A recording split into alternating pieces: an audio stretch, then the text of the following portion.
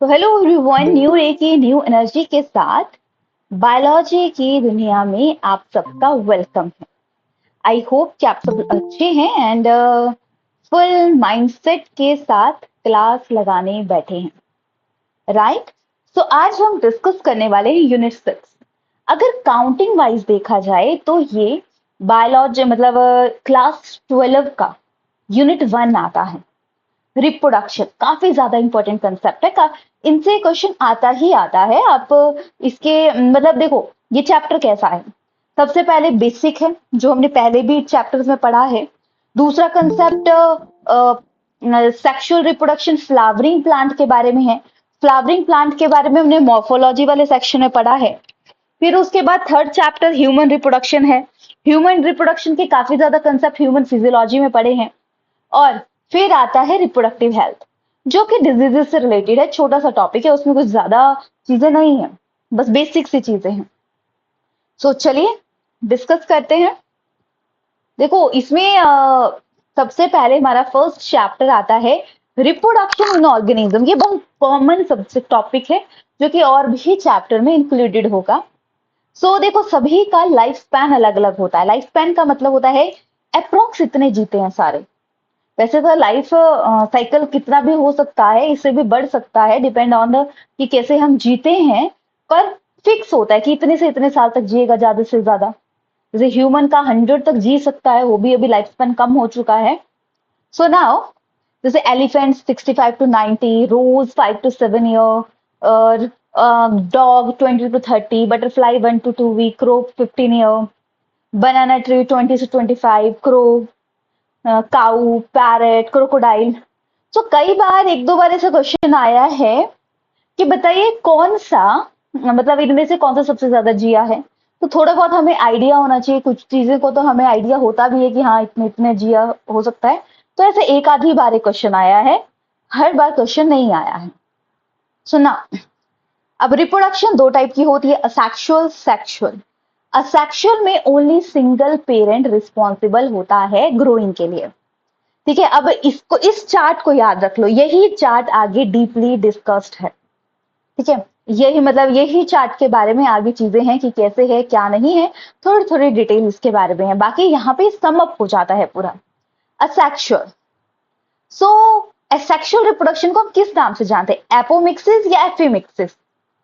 Apomixis या amphimixis, ये दो क्वेश्चन भी पूछे जाते हैं कई बार, क्योंकि थोड़ा रिलेटेड सा है। एपो या एम्फी। एपो, देखो एम्फी वर्ड आ गया तो यानी दो चीजों की बात की है। एपो मतलब एक चीज। तो सबसे पहले आती है फीजन। तो लास्ट से लास्ट टाइम फीजन से क्वेश्चन आया था। तो फीजन मतलब तोड़ना। तो फीजन में एक होती है बाइनरी फीजन, एक होती है मल्टीपल फीजन। बाइनरी से दो हिस्सों में बटा है। अब दो हिस्सों में अलग अलग टाइप का है, ट्रांसवर्स है, इरेगुलर है एंड रेगुलर है। Irregular, longitudinal, transverse. शायद ट्रांसवर्स से क्वेश्चन आया था।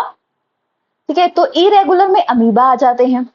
लॉन्गिट्यूडनल लंबा लंबा, जिसमें ये यूग्लीना आता है, फ्लैजिलेटेड यूग्लीना। ट्रांसवर्स में आपका प्रोटोजोअन आ जाते हैं, मतलब पैरामीशियम। ठीक है, ये भी याद रखिएगा प्रोटोजोआ में कौन आते हैं। मेन क्वेश्चन तो ऐसे आते हैं। अगर पेपर को टिपिकल बनाना हो तो वो एग्जाम्पल से क्वेश्चन पूछते हैं। ठीक है, और याद रखिएगा सबने इस बार अच्छे से नंबर लेने हैं, क्योंकि नोटिफिकेशन बार बार आ रही है कि एग्जाम वैकेंसी होनी ही है, और इस बार प्रेशर भी ज्यादा है, तो वैकेंसी आएगी ही आएगी। तो आपने प्रिपेयर करना है वैकेंसी के अकॉर्डिंग। मतलब वैकेंसी आएगी तो आप अच्छे से स्टडी कर सको, वो मैटर करता है। और अगर आपका एग्जाम क्वालिफाई होगा, और कंटिन्यू रखना एग्जाम तैयारी। ऐसा नहीं है कि बस पढ़ लिया हो गया, 2-4 दिन रेस्ट किया और फिर थोड़ा थोड़ा डेली बेसिस पे थोड़ा जीके पढ़ लिया, थोड़ा सा पढ़ लिया, 1-2 घंटे रखो पढ़ने के लिए। तो ये याद रखिएगा, सेटल होना काफी ज्यादा जरूरी होता है। अपनी इनकम अपनी होती है, और अगर गवर्नमेंट में नंबर पड़ जाता है तो वो वेल एंड गुड। और अगर नहीं भी पड़ता है तो देखो, कहीं ना कहीं तो कुछ ना कुछ करना पड़ेगा। और अपने कंसेप्ट अच्छे हो, अपने डीप अंडरस्टैंडिंग हो, तो हमें कहीं पे भी अच्छी जगह अपॉर्चुनिटी मिल जाती है। नाउ मल्टीपल फीजन, याद रखिएगा लॉन्गिट्यूडनल किस में है, ट्रांसवर्स किस में है। मल्टीपल होती है प्लाज्मोडियम में, मलेरिया, जो कॉज करता है। ठीक है, ये याद रखिएगा। फिर बडिंग, बडिंग होता है एक्स्ट्रा ग्रोथ। एक आती है एक्सटर्नल बडिंग, मतलब बाहर बड अराइज हो रहे हैं, जो कि हाइड्रा साइफा में आता है। इंटरनल बड, गैम्यूल, जो कि स्पॉन्जिला में आती है। अच्छा मुझे बताओ, स्पॉन्जिला मैराइन में रहता है या फ्रेश वाटर में ग्रो करती है? ये पॉरिफेरा के एग्जाम्पल है ना, तो मेन स्पेसिफिक इसमें यही था कि सारे तो ऐसे रहते हैं, पर स्पॉन्जिला एक ऐसा रहता है, ये इसमें रहता है, बाकी सारे दूसरे में रहते हैं। मैराइन था या फ्रेश वाटर? हाँ ठीक है, मैराइन। मुझे ऐसा लग रहा है कि फ्रेश वाटर था। चलो इसको क्रॉस चेक करना जरूरी है। ठीक है, fresh water spongy Spongilla fresh water है ना, तभी मैं सोच रही हूँ, मेरे को क्यों मुझे ऐसा लग रहा था, फिर सभी बोलने लग गए तो वही है ना, डगमगा गया खुद का आंसर। पता है, पर फिर भी जब सारे लोग बोल रहे हैं ना एक चीज तो दूसरी, खुद कंफ्यूजन हो गया। फ्रेश वाटर है, राइट, यही स्पेशल था इसमें। अब फ्रेगमेंटेशन, छोटे छोटे टुकड़ों में बटा है स्पॉन्जीज। जो स्पोर, छोटे छोटे स्पोर अराइज होते हैं, जो क्लेडोमोनास, यूथ्रेक्स, ओइडोगोनियम में रहते हैं। अब कोनिडिया नॉन मोटाइल है। ठीक है, प्यूसिनिया यूनिसेलर है। याद रखिएगा इन चीजों के बारे में, जो भी आपसे पूछे जाते हैं। सो देखिए, ऐसा मत सोचिएगा कि ये यूनिट है तो यही पॉइंट पूछूंगी, मिक्स कोई भी क्वेश्चन पूछ सकती हूँ, इसलिए प्रिपेयर रहना आंसर करने के लिए भी। ये आपका एक्टिव एनरोलमेंट है कि आपको कितनी चीजें आती हैं। और उसी के बाद ना, क्लास के बाद थोड़ा टाइम दो, 5-10 मिनट में आपको पहले फ्री कर देती हूँ, वो इसीलिए कि आप एक गो थ्रू हो कि अच्छा इस चैप्टर में ये चीजें पढ़ी, इसका ये इंपॉर्टेंट, अच्छा भूल रहा है, चलो नोट्स पकड़ो, 10-15 मिनट इस टाइप में लगाओ, तभी आप चीजों को अच्छे से समझ पाओगे। Right now, vegetative reproduction, vegetative मतलब प्लांट का कोई भी पार्ट यूज करके हम न्यू ऑर्गेनिज्म को बना रहे हैं। सो कई बार हम नेचुरल मेथड रूट का यूज करते हैं, कई बार स्टेम का यूज करते हैं, कई बार लीफ का यूज करते हैं, और आर्टिफिशियल में हम कटिंग, ग्राफ्टिंग, बडिंग, लेयरिंग, बुलबिल करते हैं। अच्छा मुझे बताओ कि किस किस की हम रूट खाते हैं, किस किस की हम रूट्स को इंटेक करते हैं? जनरल है, कोई ऐसा स्पेसिफिक नहीं पूछा है मैंने कि इसकी खाते हैं, इसका ही बताओ। टाइप्स नहीं पूछी है, बस किस किस के हम रूट्स को खाते हैं। राइट, कैरेट, रेडिश, पोटैटो नहीं, स्वीट पोटैटो, याद रखिएगा। पोटैटो, सिंपल पोटैटो का हम स्टेम खाते हैं, और स्वीट पोटैटो की हम क्या खाते हैं? रूट खाते हैं। और वो भी कौन सी? फाइब्रस, ये भी याद रखिएगा। एडवेंटिशियस कौन सी है, फाइब्रस कौन सी है, क्या नहीं है, ये सारी। अब देखो, रूट के थ्रू रिप्रोडक्शन कर रहा है, सो एक नेचुरल मेथड आ गया रूट के थ्रू। गवावा, पॉपुलर, मरी एंड सीशम। स्टेम के थ्रू जिंजर। अच्छा मुझे बताओ, जिंजर की हम स्टेम खाते हैं, राइट, ये तो पता है, पर किस टाइप की स्टेम खाते हैं जिंजर की? अलग अलग पड़ी है ना। राइजोम टाइप की, ये कई बार क्वेश्चन आता है। ठीक है, राइजोम टाइप की। कॉलकेशिया, फ्रीसिया, क्रोकस। और बल्ब टाइप की गार्लिक, लिली की, अनियन की। अच्छा, गार्लिक और अनियन की अजीब सी स्मेल होती है, वो किस वजह से होती है? गार्लिक और अनियन की थोड़ी अनप्लेजेंट सी स्मेल होती है, कौन सा एलिमेंट उसके अंदर होता है? Right, sulphur. ठीक है, अब ट्यूबर टाइप की, पोटैटो। ठीक है, रनर, रनर आपको पता है कौन सा है? रनर ग्रास की लॉन्ग रन है, मॉडिफाइड स्टेम है। अच्छा, किसे हम अंडरग्राउंड रनर के नाम से जानते हैं?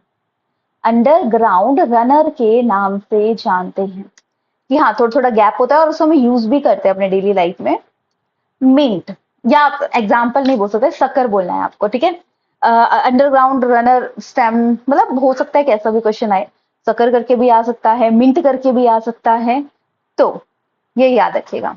जैस्मीन। ठीक है, लीफ के थ्रू ब्रायोफाइलम, देखो ब्रायोफाइलम, ये लीफ के थ्रू, ये पता नहीं कितनी बार क्वेश्चन आया है, बहुत बेसिक क्वेश्चन बन गया, तो अब पता नहीं आएगा या नहीं। आर्टिफिशियल में कटिंग करते हैं ग्रेप्स की, रोज की, बरसात के मौसम में, देखो अभी का सीजन है तो अभी आराम से कटिंग करके हम ग्रो करवाते हैं। ग्राफ्टिंग, ग्राफ्टिंग आम का सीजन है ना, तो ग्राफ्टिंग काफी ज्यादा की जाती है। मेन मकसद क्या है ग्राफ्टिंग करने का? ग्राफ्टिंग होती क्या है? ग्राफ्टिंग होती है, कोई प्लांट ले लिया हमने, प्लांट का कोई हिस्सा है, मतलब एक प्लांट है जिसके रूट वीक है पर फल उसमें अच्छे लगते हैं, तो उसकी टहनी को हम दूसरे प्लांट में जिसकी स्टेम स्ट्रॉन्ग है उसमें लगा देते हैं ताकि वो ग्रो कर सके। अब जैसे मैंगो का एक खासकर किया जाता है, हाँ, useful variety and desire taste के लिए, उसके लिए भी होता है। जैसे कि अब मेरे खुद रिलेशनशिप है, मेरी मासी है, उनके घर पे एक पेड़ है, उन्होंने 4 ग्राफ्टिंग की है, एक ही पेड़ में 4-5 टाइप के फ्रूट्स लगते हैं। सो कितनी वैरायटी एक ही जगह पे। सो आप कर सकते हैं अगर किसी की स्टेम स्ट्रांग है। अब जो जिसकी स्टेम स्ट्रांग है, ठीक है, स्ट्रॉन्ग रूट, स्टॉक बोलेंगे, और जिसका हम शूट सिस्टम लेंगे उसको हम साइकॉन बोलेंगे। Desi mango and Dussehri mango, मेन इनमें फर्क होता है। बाकी अच्छा, उस मैंगो का साइंटिफिक नेम तो बताओ, मैंगो का साइंटिफिक नेम।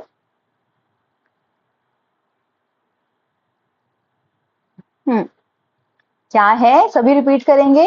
Mangifera indica. फिर आती है बडिंग, बडिंग में छोटे छोटे छोटे पोर्शन अराइज होते हैं, उसके थ्रू आगे ग्रो करता है रोज एंड पलम। लेयरिंग की जाती है, लेयरिंग की जाती है जैसे कि माना कोई प्लांट है, बड़ा हो रहा है, उसका एक चीज ली और नीचे ग्रो करवा दी, फिर अगली ली उसको नीचे ग्रो करवा दिया, ऐसे करके। जिसमें जैस्मिन, स्ट्रॉबेरी, क्लाइमेट, ये मतलब ये प्लांट ना ग्राउंड लेयरिंग, मतलब इससे एक नुकसान भी होता है। वही है ना कि अगर थोड़ा सा खराब होगा तो सारा भी खराब हो जाता है। ठीक है, ये याद रखिएगा। नाउ एयर स्पैग्नम की जाती है। बुलबिल अगेवा इसका एग्जाम्पल है, जैसे बुलबिल से अराज होता है, इससे ग्रो कराया जाता है। नेक्स्ट वाटर हाइसेंथ, बंगाल का टाइगर, सॉरी टाइगर बोल रही हूँ, टैरर। ये आपको बताया था कि प्लांट इतने फास्ट ग्रो कर गया, देखो कितने प्यारे पर्पल से फ्लावर हैं, इतने फास्ट ग्रो कर गया, मछलियां मरने लगी, लोग टेंशन में आ गए, यार मछलियां मर कैसे रही हैं, क्या रीजन है? तो फिर उन्होंने सोचा, अरे मछलियां इसलिए मर रही हैं क्योंकि प्लांट में वैसे न्यूट्रिशन कम होती है कंपेयर टू अदर, तो वो सारे न्यूट्रिशन तो ये फ्लावर ले रहा है, तो कैसे होगा? तो इसका नाम याद रखिएगा, water hyacinth, terror of a Bengal, eichhornia, ये चीज है, यही लिखा है। अब बात करें sexual reproduction, amphimixis, biparental reproduction है जिसमें कि सेक्सुअल में एक सिनगैमी आता है, एक कंजुगेशन आता है। वैसे अलग अलग बुक में अलग अलग तरीके से भी क्लासिफाई किया है इसको, किसी को किस कैटेगरी में लिया गया है, किसी को किस कैटेगरी में लिया गया है। आपने इसका बेसिक समझना है कि क्या इसके अंदर बोला गया है, क्या इसके अंदर कंसेप्ट आते हैं, क्या चीजें हैं। सो नाउ अभी हम डिस्कस करते हैं सिनगैमी। सिनगैमी मतलब परमानेंट फ्यूजन हो रहा है, ठीक है। It is capable of a permanent fusion हो रहा है, किसका? टू हैप्लॉइड, हैप्लॉइड मतलब जो अलग अलग बॉडी में ग्रो कर रहे हैं और जाइगोट बन जाएगा, ठीक है। तो एक होती है सेल्फ, एक क्रॉस। सेल्फ में मतलब सेम पेरेंट में होती है, यूनिपेरेंट मतलब एक ही बॉडी है, टेनिया इसका आता है। अच्छा, टेनिया सोलेनम किस फाइलम के अंदर आता है ये बताइएगा। टेनिया सोलेनम हमारे किस फाइलम के अंदर आता है? ये हमारे अंदर ग्रो करते हैं, हमें बीमारियां कॉज करते हैं। फैशियोला हिपेटिका, प्लेनेरिया, टेनिया, इसमें राइट, प्लाटी हेलमेंथीज के अंदर ये आते हैं, ठीक है। सो एंडोगैमी, सेल्फ पॉलिनेशन, फर्टिलाइजेशन, एक ही पेरेंट है इसमें। एक्सो, दो पेरेंट रिस्पॉन्सिबल हैं, कॉकरोच, फ्रॉग, ह्यूमन बींग। फिर आते हैं कंजुगेशन, कंजुगेशन मेरे छोटे ऑर्गेनिज्म में होती है, जैसे कि इन्वॉल्व एक टेम्पररी पेयरिंग होगी टू पेरेंट की, और वो मटेरियल को एक्सचेंज कर देंगे, जैसे कि पैरामीशियम में ये होता है। बैक्टीरियल कंजुगेशन, इसमें मेन ये इसलिए भी यूज किया जाता है जैसे कि थेरेपी पर्पज से, कि हाँ कंजुगेशन कराई, सही प्लाज्मिड बना, उससे वो एक्सचेंज करवाई चीजें। उसके लिए भी मेन यूज होता है। अब इवेंट, इनके बारे में हम यहाँ नहीं डिस्कस करेंगे, इनके बारे में अगले आने वाले चैप्टर्स में डिस्कस करेंगे, क्योंकि यही स्टेप हम वहां पे पढ़ने वाले हैं। प्री फर्टिलाइजेशन, फर्टिलाइजेशन से पहले क्या हो रहा है? पहले गैमेटोजेंस, गैमेट्स बन रहे हैं। देखो, मेल बॉडी में अलग गैमेट्स बन रहे हैं, फीमेल बॉडी में अलग बन रहे होते हैं। फिर गैमेट ट्रांसफर, अच्छा गैमेट तो बन गए, अब ट्रांसफर करना है। हमेशा मेल गैमेट मोटाइल होगा क्योंकि छोटे साइज का होता है। फिर आती है फर्टिलाइजेशन, एक्सटर्नल और इंटरनल। एक्सटर्नल, अच्छा बताओ कोई एक एग्जांपल जिसमें एक्सटर्नल फर्टिलाइजेशन होती है, किसमें होती है? मेन एग्जांपल, राइट, फ्रॉग में कॉमनली हम यही देखते हैं।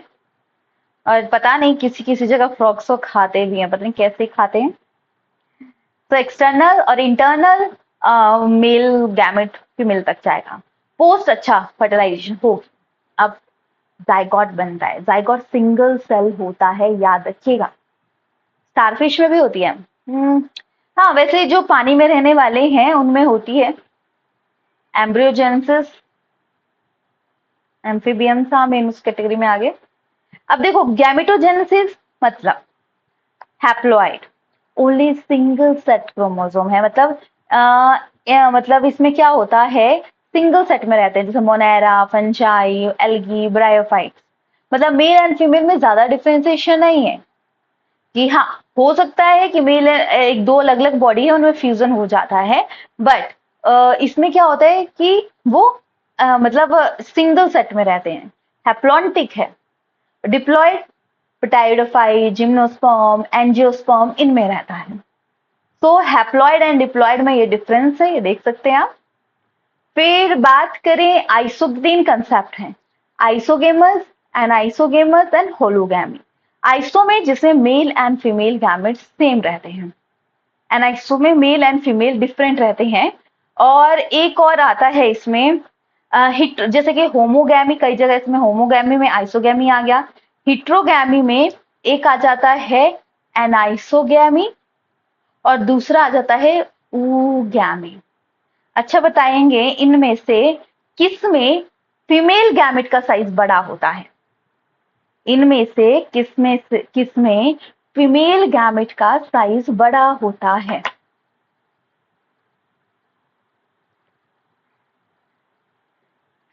राइट, नो, ऊगैमी में। मैंने बोला था ओ से याद रखना।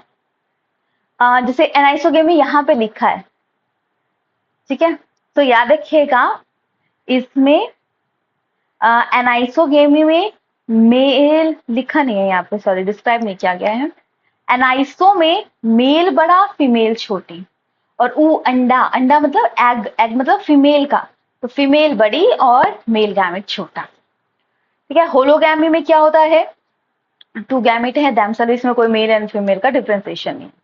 बाकी ये याद रखिएगा, थोड़ा सा याद रखने का है। बाइसेक्सुअल क्या है, मोनोसेक्सुअल क्या है, यूनिसेक्सुअल क्या है, मोनोशियस, डायोशियस, ये कंसेप्ट को आपको ध्यान में रखना है क्योंकि इनसे क्वेश्चन पूछे जाते हैं। बाइसेक्सुअल, बाई मतलब दो बॉडीज, दो बॉडी है मतलब सिंगल बॉडी में एक ही है, तो मोनोशियस प्लांट हम इसे बोलेंगे। क्या बोलेंगे? मोनोशियस। कुकुरबिता, कोकोनट, मेज, कैस्टर। फिर आता है हमारा यूनिसेक्सुअल, मेल एंड फीमेल एक ही बॉडी में, यूनि मतलब ठीक है, सॉरी, बाइसेक्सुअल मतलब सेम प्लांट में, उल्टा बोल दिया देखो देख के भी। मोनोशियस मतलब मोनो मतलब सिंगल, सिंगल में दोनों चीजें हैं। यूनी, यूनिक, एक बॉडी में एक ही है, एक बॉडी में एक ही है तो दो बॉडीज होंगी। डाइशियस है, पपाया, डेट पलम, मलबेरी, कोशिनिया, पता नहीं कितनी बार ये क्वेश्चन आया है। ठीक है, हाँ उल्टा बोल दिया मैंने। ठीक है, याद रखिएगा, देखो बोलते बोलते लिखी भी चीजें फिर भी निकल गया। ठीक है, ये चीजें। और वैसे ही सेम यूनि में कॉकरोच आ गया, बाई में earthworm, spongy, tapeworm and leech आ गया। ठीक है, ये आ गया। सो ये कंडीशंस है। ऊगैमी में एग बड़ा, एनाइसोगैमी में ये सेम ही बनाया हुआ है इसमें, ठीक है, ये रहने दो, इस पे फोकस नहीं करना। गैमेट ट्रांसफर हो रहा है, तो ये चीज हम बाद में पढ़ेंगे। फर्टिलाइजेशन, ये देखो डिफरेंस भी लिखे हैं हमने। पोस्ट में जाइगोट बन रहा है, एम्ब्रियोजेंसिस हो रही है, एम्ब्रियो बन रहा है। फिर ओवीपेरस आता है, एक विविपोरस, ओवीपेरस जो अंडा देते हैं, विविपेरस जो डायरेक्टली बर्थ देते हैं। फिर आती है blastogenesis, development of organism from asexual reproduction called a blastos, bird rise होते हैं। फिर दो कंसेप्ट आते हैं, देखो देखो कैसा होता है कि हम पहले ग्रो कर रहे होते हैं, फिर एक एज में हमारी स्किन बहुत एक्टिव, बहुत ग्लोइंग होती है, धीरे धीरे धीरे धीरे डल होने लग जाती है। तो वो कंसेप्ट आता है सेंसिस, सेल जैसे जैसे पहले नर्चर होंगे, पहले ग्रो करेंगे, फिर डिग्रेड होने लग जाएंगे, उस कंसेप्ट को हम सेंसिस बोलेंगे। और ऐसे होने की वजह से एज दिखेगी, देखो कैसा लाइफ साइकिल है, हम भी ऐसे हैं। अभी फिलहाल हम इस जोन में, धीरे धीरे धीरे धीरे इस जोन में चले जाएंगे, पहले हम ऐसे थे। तो कैसे लाइफ साइकिल है, और ये आज की बात नहीं है, ये काफी सालों से चलता आ रहा है। अब देखो क्वेश्चंस, 15-16 क्वेश्चंस हैं। अब कॉमन क्वेश्चन भी रख सकते हो क्योंकि इसमें बहुत सारे कंसेप्ट कॉमन हैं। सेकेंड चैप्टर आता है इसका sexual reproduction in flowering plant. ये काफी ज्यादा इंपॉर्टेंट कंसेप्ट है, ध्यान में रखिएगा। तो इसमें काफी ज्यादा कंसेप्ट आते हैं। अच्छा, मुझे 2-4 क्वेश्चन के आंसर बोलो। कितने सेल्ड और कितने न्यूक्लियस होते हैं इसमें, जो उसका बनता है अंदर गैमेट, जब आगे ग्रोथ होती है तो कितने सेल्ड और कितने न्यूक्लियस होते हैं?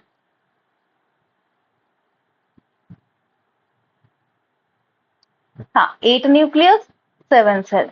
रेशियो भी बता दो कैसी आती है इसकी।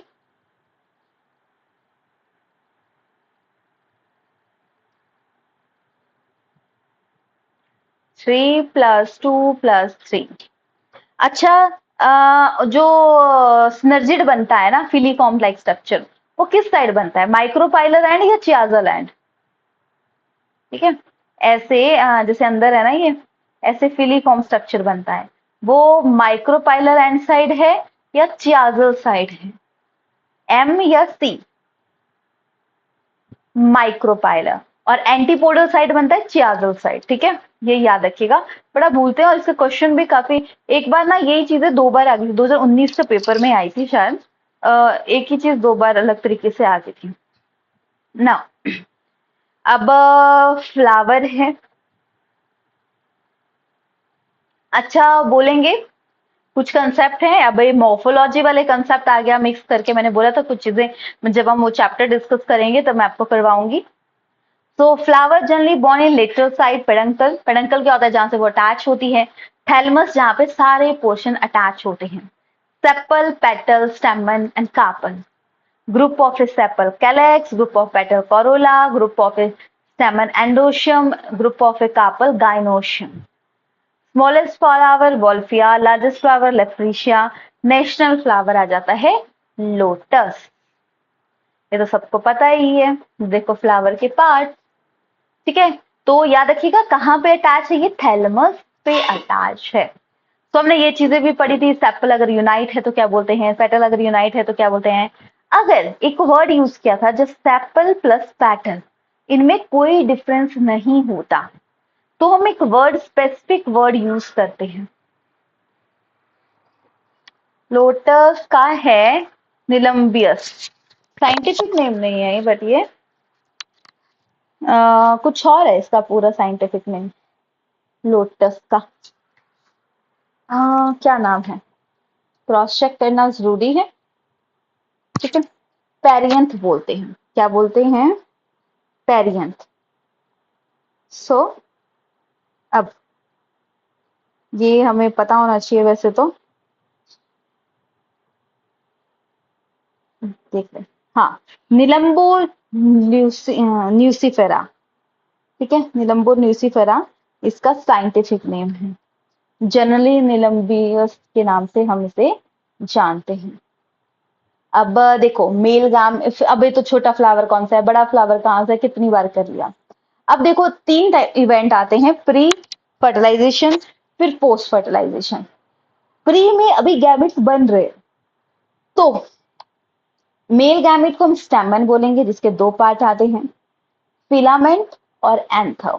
ठीक है, फिलामेंट लॉन्ग स्टॉक है, सिर्फ ये इसका काम है ट्रांसपोर्टेशन के लिए अटैच्ड होता है। एंथर मेन रोल प्ले करता है। एंथर में बाइलोब्ड टाइप स्ट्रक्चर का होता है, जिसमें कि पॉलन ग्रेन अरेंज होते हैं।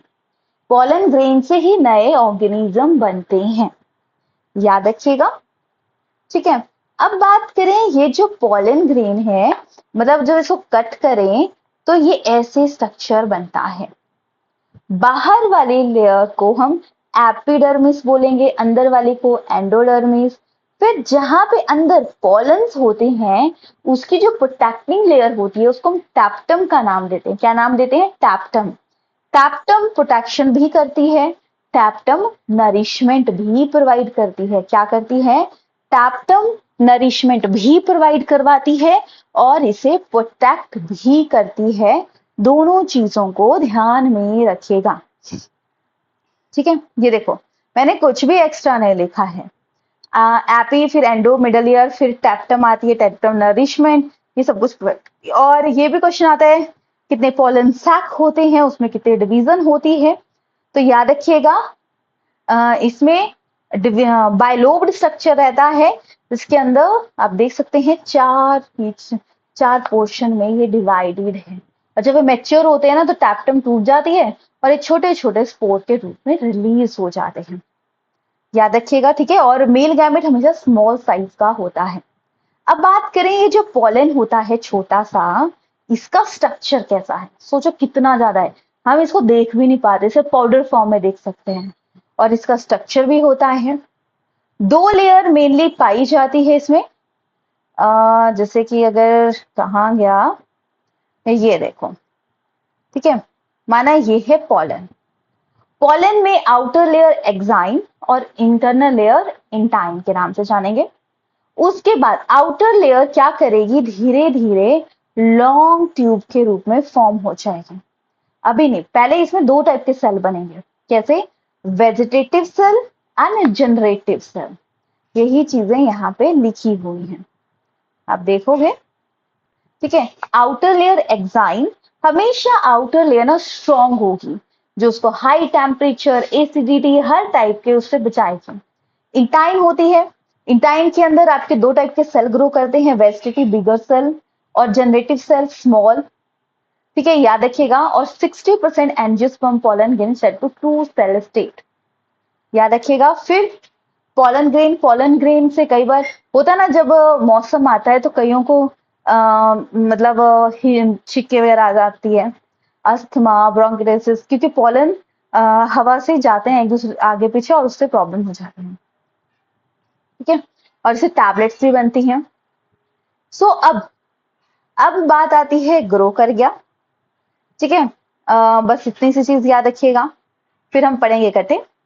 अब आता है हमारा फीमेल गैमेट, गायनोशियम।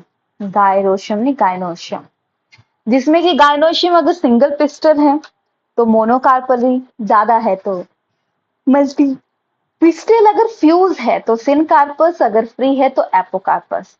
पिस्टल का structure, stigma, style, ovary. Stigma के ऊपर पॉलन ग्रेन अटैच होते हैं। स्टाइल लॉन्ग ट्यूब है, इससे रन होते हैं, नीचे ओवरी। ठीक है, ओवरी के अंदर होते हैं ओव्यूल, और ओव्यूल की अरेंजमेंट को हम प्लेसेंटा बोलते हैं, या मतलब प्रेजेंटेशन बोलते हैं। अब आ जाता है ओव्यूल का स्ट्रक्चर। ऐसा नहीं है कि एक ओव्यूल है, ठीक है, बहुत सारे ओव्यूल हैं उसके अंदर। अब हमने थोड़ी ना पूरे पूरे सभी चीजों का स्ट्रक्चर पढ़ना है, हमने तो एक का स्ट्रक्चर पढ़ना है। तो ओव्यूल का स्ट्रक्चर आप देखोगे तो ये है। ठीक है, ये एक साइड माइक्रोपाइलर है, दूसरी साइड चियाज़ल है। ठीक है, अब यहाँ पे लॉन्ग ट्यूब है। ठीक है, जिसे कि हम फ्यूनिकल का नाम देंगे। फ्यूनिकल जब माइक्रोपाइलर से अटैच होता है जिस पोर्शन से, उसे हीलम का नाम देते हैं। और जो बीच में लाइनें बनी है जिसको डिवाइड करते हैं, प्रोटेक्ट करती हैं, उसे हम इंटागुमेंट बोलेंगे। और अंदर जो ओव्यूल का स्ट्रक्चर है उसे हम न्यूसेलस बोलेंगे। न्यूसेलस के अंदर एक और डिवीजन आती है जिसमें कि हमारे 3 एक साइड न्यूक्लियस, 2 सेंटर में, 3 बाहर को रहते हैं। सो माइक्रोपाइलर एंड है, यहां से गैमेट जाएगा, मोस्ट कॉमन यहां से जाता है। तो यहाँ पे ऐसे फिली फॉर्म स्ट्रक्चर बन जाता है जिसे हम सिनर्जिड बोलते हैं। तो कई बार ये जो है स्ट्रक्चर अलग अलग शेप में आता है, जैसे कि सीधा है तो एट्रोपस, तिरछा नीचे को है तो एंट्रोपस, एम्फिट्रोइकस, फिर हैमी है, और फिर कैम्पिट्रोपस, फिर आता है सिरसिनोट्रोपस, ये ऊपर से जा रही है, ये क्या है, फ्यूनिकल। सो आपको पार्ट पता होने चाहिए कि क्या क्या है, किसके अंदर है। मेन बात है अगर आप पिक्चर को याद रखोगे तो आपको ऑटोमेटिकली चीजें याद हो जाएंगी। ऐसा नहीं है कि कैसे याद रखना है, क्या नहीं करना है। मोस्ट कॉमन अभी पढ़ेंगे हम, ठीक है। मोस्ट कॉमन कंडीशन पोमोगैमी आता है। मोस्ट कॉमन आपका सीधा वाला आता है, कहाँ गया पिक्चर, कहाँ, ये मोस्ट कॉमन पाया जाता है। अब देखो इसके अंदर ये डिवीजन है, 3+2 3 की क्यों आई, कैसे हुआ, क्या नहीं हुआ, वो चीजें पढ़ते हैं। तो देखो पूरा फ्लो चार्ट के रूप में लिखा हुआ है। देखो अंदर जो है डिवीजन, उसे हम बोलेंगे सिंगल सेल है, जिसे हम single megaspore mother cell MMC के नाम से जानते हैं। जिसमें क्या आते हैं, MMC है, पहले एक सेल है, एक सेल से दो से चार बने। फीमेल की बात कर रहे हैं, 4 में से 3 डिग्रेड हो जाते हैं, एक आगे ग्रो करता है। अब एक आगे ग्रो करता है तो 1 से 2, 2 से 4, 4 से 8। अब ये जो 8 हैं वो अरेंज होते हैं 3+2+3 की अरेंजमेंट में। तो ये याद रखिएगा, ठीक है, कि किस साइड को है, ये हमने सारी चीजें डिस्कस कर ली। फिर बात करें, देखो ऐसे डिवीजन होती है, 1 से 4, 4 से 3 डिग्रेड हो गए, एक आगे ग्रो किया, 1 से 2, 2 से 4, 4 से फिर 8 बन गए। सो राइट, सो नाउ अभी हम आगे डिस्कस करें कि ठीक है मेल गैमेट बन गया, फीमेल गैमेट बन गया, इसमें क्या क्या याद रखना है आपको। एक कैसे ग्रोथ होती है, डिवीजन कैसी है, कितने सेल्ड होते हैं, कितने न्यूक्लियस होते हैं, ये चीजें याद रखनी है। अब आते हैं पॉलिनेशन, ये क्वेश्चन तो याद ही रखना है। देखो जो जो चीजें लिखी हैं अलग अलग नेम से भी लिखी हैं, तो सारी चीजें याद रखनी है। पॉलिनेशन मतलब पॉलेंस का इधर से उधर जाना। एक होती है सेल्फ पॉलिनेशन, एक होती है क्रॉस पॉलिनेशन। सेल्फ में होता है कि अलग अलग फीमेल फ्लावर नहीं है, मतलब एक ही प्लांट में फ्लावर लगे हैं, या तो ये केस है। दो केसेस इसमें आते हैं, ऑटोगैमी एंड जिनेटोगैमी। अब ऑटोगैमी में क्या होता है, उसी फ्लावर में मेल है, उसी फ्लावर में फीमेल है, तो वो ट्रांसफर करते हैं। जिनेटोगैमी में होता है जिसमें कि एक प्लांट है, उसमें एक फ्लावर यहाँ लगा है, दूसरा फ्लावर यहाँ पर है, तो यहाँ पे जब ट्रांसफर हो रही है तो ये है जिटेनोगैमी। ऑटोगैमी एंड जिटेनोगैमी, दोनों चीजें याद रखिएगा। इसको चाहे इस चार्ट को ना बार पढ़ते रहो, क्योंकि ये पिछले चैप्टर में भी था, इसमें भी है। क्रॉस मतलब इधर से उधर जा रहे हैं। बायोटिक एजेंट कौन से हैं, क्योंकि ये चीजें ना आपके एक और चैप्टर में यहाँ के, विंड के थ्रू पॉलिनेशन, एनिमोफिली। और ना एक प्लांट में ना अलग अलग टाइप की भी हो जाती है, ऐसा नहीं कि एक ही टाइप से होती है। हाइड्रोफिली वाटर में रहने वाले की होती है, बायोटिक लिविंग, एनिमोफिली इंसेक्ट के थ्रू, चिरोबोटेरोफिली बैट के through, malacophily snail and slug के थ्रू, एंड ऑर्निथोफिली बर्ड्स के थ्रू। याद रखिएगा। फिर आती है fertilisation. Fertilisation male and female का डेवलप होना, जिसके बारे में स्टर्सबर्गर ने बताया था इन 1884। कब बताया था स्टर्सबर्गर ने? 1884। अब आता है डबल फर्टिलाइजेशन। देखो डबल फर्टिलाइजेशन में क्या हो रहा है, 2 बार फर्टिलाइजेशन हो रहा है, रिलीज 2 मेल गैमेट, ठीक है। 1 male gamete move toward the 2 polar nuclei। याद रखिएगा, male gamete move toward the 2 polar nuclei located in a center cell and fuse them, triple fusion. जैसे कि ना क्या मतलब है, एक मेल फीमेल मिल गए, गैमेट बन गया। अब एक और आ रहा है, ठीक है, तो अब एक और आ रहा है, तो एक बार तो फ्यूजन होगी, दूसरी बार फिर से चल पड़ी है, तो ये आ गई ट्रबल फर्टिलाइजेशन, और इससे हम ट्रिपल सेल बनता है, तो इसे हम ट्रिपल फ्यूजन या ट्रिप्लॉइड प्राइमरी एंडोस्पर्म भी बोलते हैं। जैसे कि सिनगैमी और एक ट्रिपल फ्यूजन आ गए। सिनगैमी में कंडीशन क्या रहती है कि इकट्ठे दो गैमेट आ रहे हैं। देखो दो कंडीशन आती है, एक में फीमेल गैमेट है, दो एक साथ आ रहे हैं, और एक कंडीशन में रहता है कि पहले एक गैमेट आया, उसका मेन कर गया, फिर तीसरा आता है। जब तीसरा आता है, ये टाइप की फ्यूजन है तो ट्रिपल फ्यूजन बोलेंगे। तो दोनों को ही हम डबल फ्यूजन के नाम से कंसीडर करते हैं, जो एस जी न्यूटन ने बताया था। किसने बताया था? एस जी न्यूटन ने इसके बारे, ये नाम बड़े आते हैं क्वेश्चन में, प्रोसेस लिख लो इसको चाहे, प्रोसेस ऑफ फर्टिलाइजेशन स्टर्सबर्गर, एंड दूसरा आ जाता है डबल फर्टिलाइजेशन के बारे में एस जी न्यूटन ने। अब ठीक है, मेल गैमेट जा रहा है फीमेल गैमेट तक। जो मोस्ट कॉमन है जिसमें जाता है गैमेट, माइक्रोपाइलर से जाता है, जिसे हम पोरोगैमी बोलते हैं। ये क्वेश्चन भी आया है। अब दूसरी साइड से आ रहा है इंटरगोमेंट्री साइड से, तो मीजोगैमी बोलेंगे। चियाजल साइड से आ रहा है तो चिलाजोगैमी बोलेंगे। मोस्ट कॉमन कौन सा आ गया? पोरोगैमी। ठीक है, नॉर्मल ये कंडीशन में रहता है मेनली फ्लावर, तो याद रखिएगा ओव्यूल, फ्यूनिकल क्या है, इंटरक्रोमेटरी क्या है, न्यूसेलस कहाँ पे है। पिक्चर इसीलिए ऐड ऑन की है यहाँ पे ताकि आप चीजों को समझ सको। और डबल फर्टिलाइजेशन दो टाइप का होता है, एक सिनगामी टाइप का, एक पोरो मतलब ट्रिपल फ्यूजन, और इसके बारे में न्यूटन ने बताया था।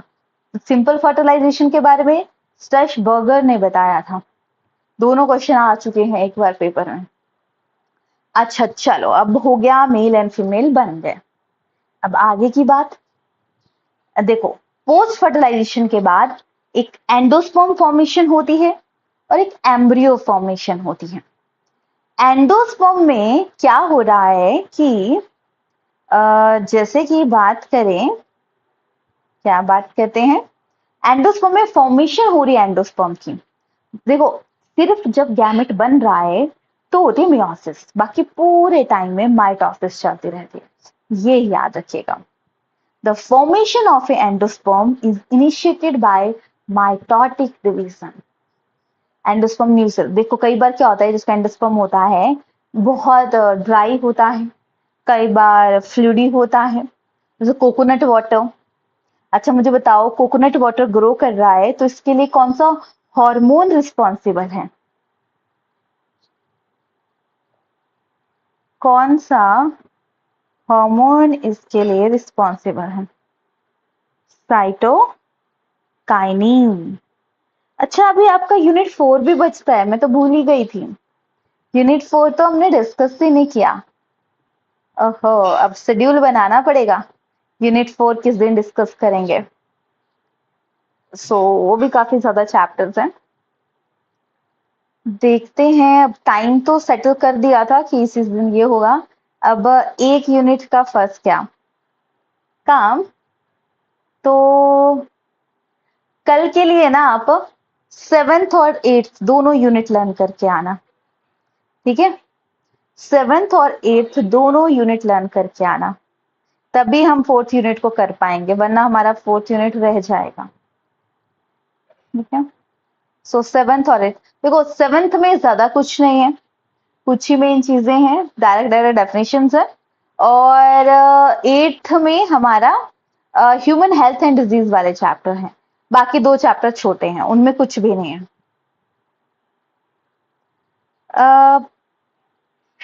तो क्या करें, अब सैटरडे संडे को मैं क्लास नहीं ले सकती एक्स्ट्रा आपकी, तो चलो एक ही करो, नहीं तो फिर आप यूनिट 4 हमने अभी लेटेस्ट भी किया है, वो कंप्लीट हो जाएगा, तो 7th ही करके आना कल। अगर हमारे पास टाइम बचेगा तो फिर देख लेंगे 4th को बाद में, ठीक है? 7th यूनिट ही करके आना, 4th का देख लेंगे। 4th का ठीक है, ऐसा करिए ना, 4th यूनिट में 5 चैप्टर आते हैं ना, तो एक 7th कर लो, 5th 6th 7th चैप्टर है इसके अंदर, और फोर्थ के फर्स्ट चैप्टर करो, 11th चैप्टर कर लो। ऐसे आपके कवर भी हो जाएंगे कंसेप्ट। अगले यूनिट के साथ एक चैप्टर दे दूंगी, उससे अगले यूनिट के साथ एक चैप्टर दे दूंगी, इससे आपके कवर भी हो जाएगा, आपको ज्यादा बर्डन भी नहीं फील होगा। ठीक है, 7th यूनिट जिसमें कि आपके 5th 6th and 7th chapter आते हैं। और दूसरी चीज आपका 11 चैप्टर लर्न करके आना, क्लास 11 का ट्रांसपोर्ट इन प्लांट। 2 कर लेना।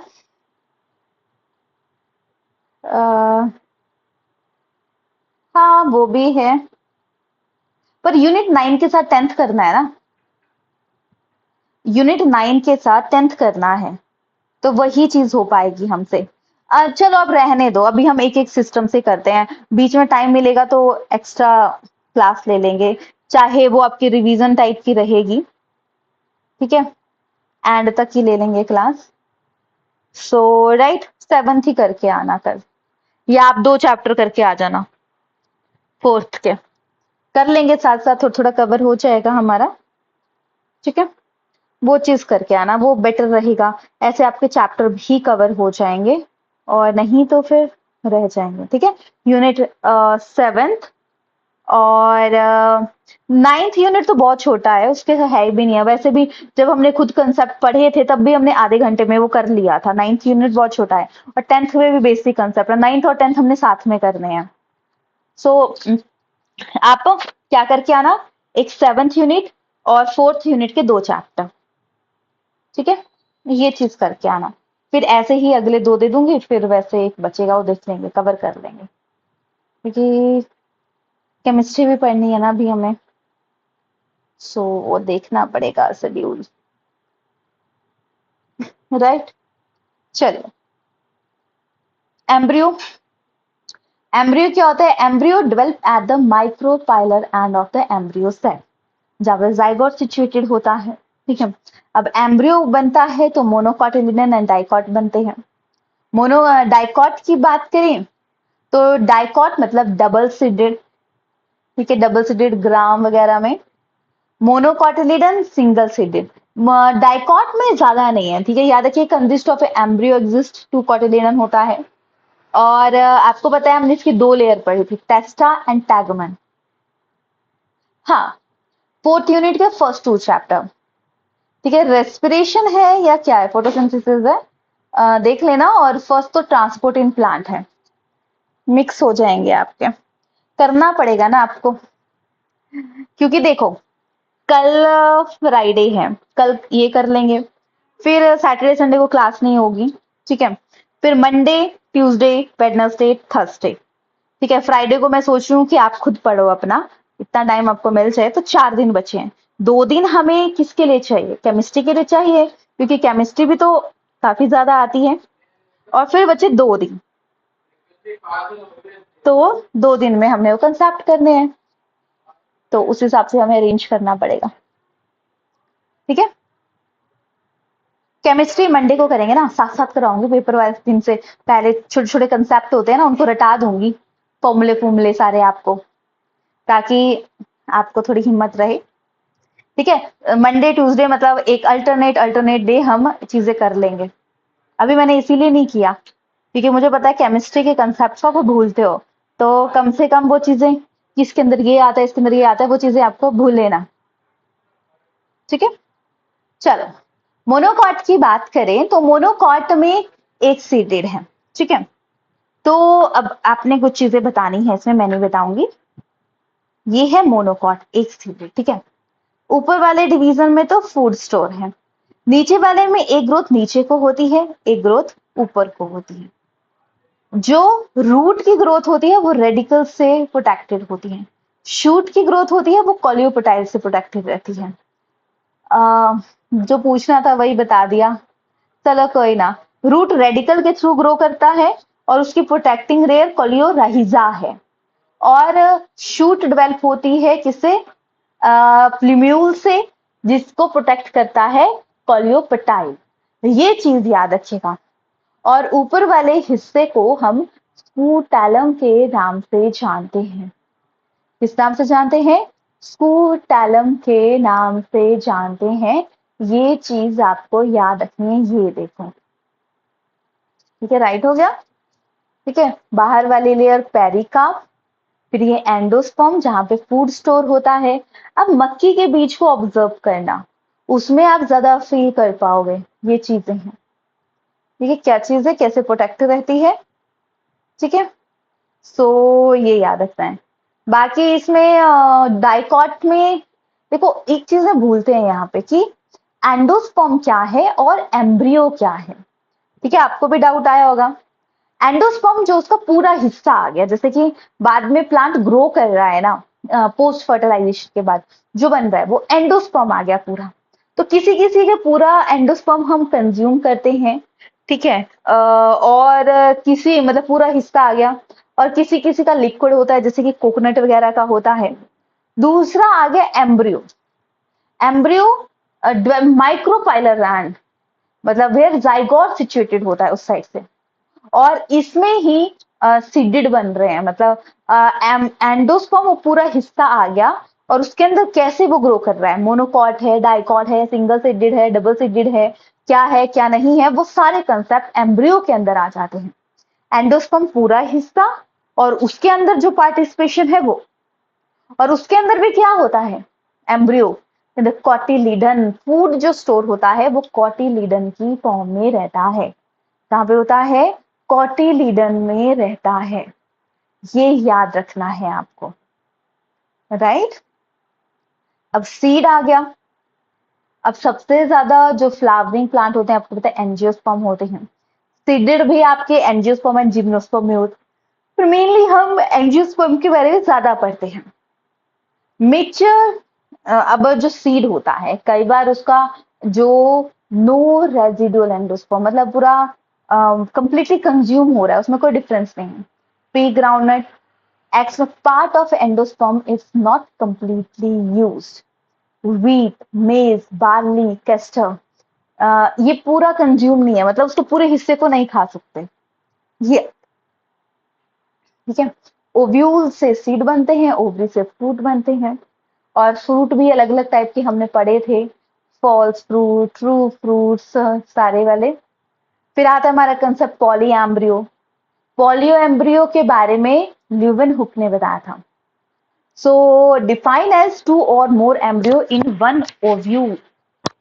ठीक है, एक बाहर आपको पता है ऑरेंज का छिलका है, उसके अंदर छोटे छोटे छोटे छोटे बहुत सारे डिवीजन होते हैं, वो आ जाता है आपका ऑरेंज। अच्छा, ऑरेंज में कौन सा एसिड पाया जाता है, जनरल क्वेश्चन पूछ लेती हूँ एक दो। विच एसिड प्रेजेंट इन ऑरेंज?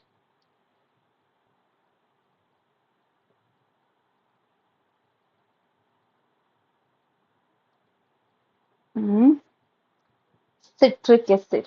मैंने पूछा विच acid present in orange, right, citric acid.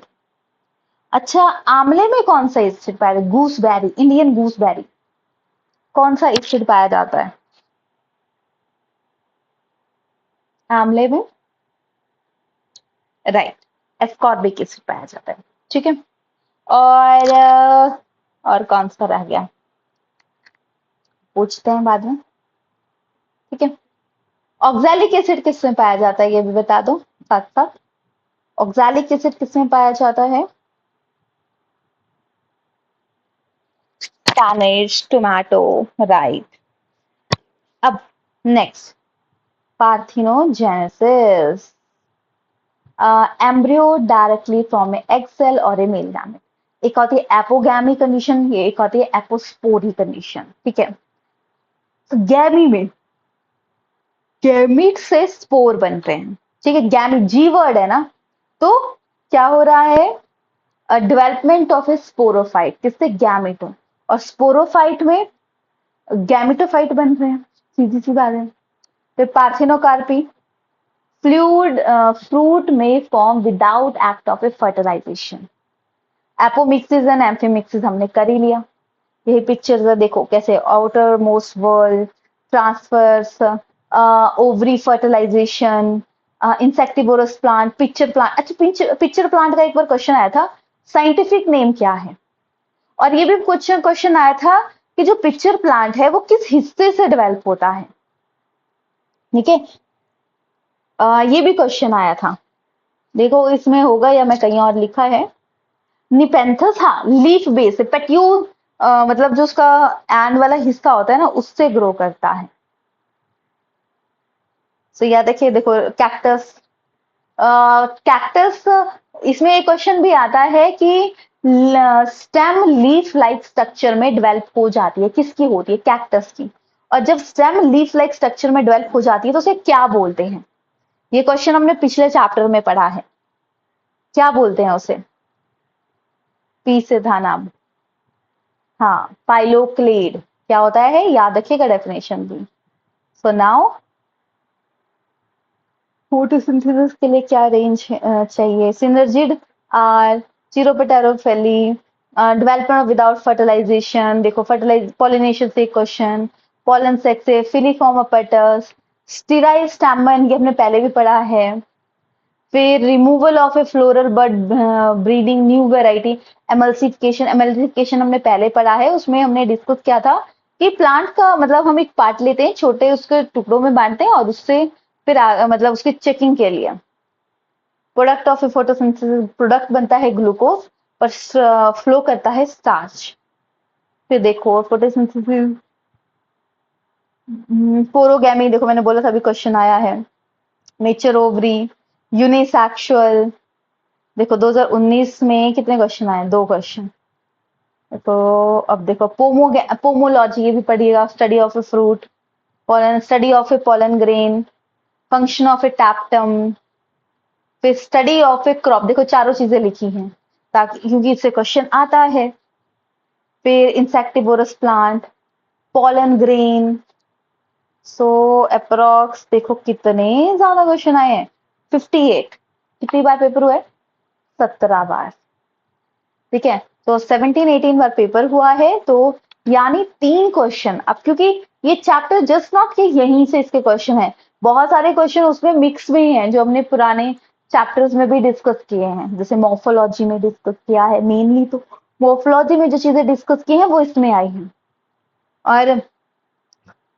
और याद रखिएगा बनाना बैम्बू, बैम्बू प्लांट ऐसा होता है जो एक बार उसमें मतलब क्या होता है, मतलब फ्लावर आ जाते हैं तो वो उसके बाद खत्म हो जाता है।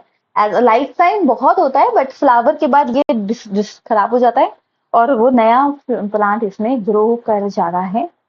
और ये याद रखिएगा, ठीक है। और इंसेक्ट देखो जनरल क्वेश्चन था, डबल फर्टिलाइजेशन, टैप्टम, मेलेकोलॉजी, इंसेक्टिवोर, क्या होते हैं, पॉलिनेशन थ्रू इंसेक्ट। जब ना ये क्वेश्चन पढ़ने की कोशिश करते हैं, क्वेश्चन को जरूर पढ़ो।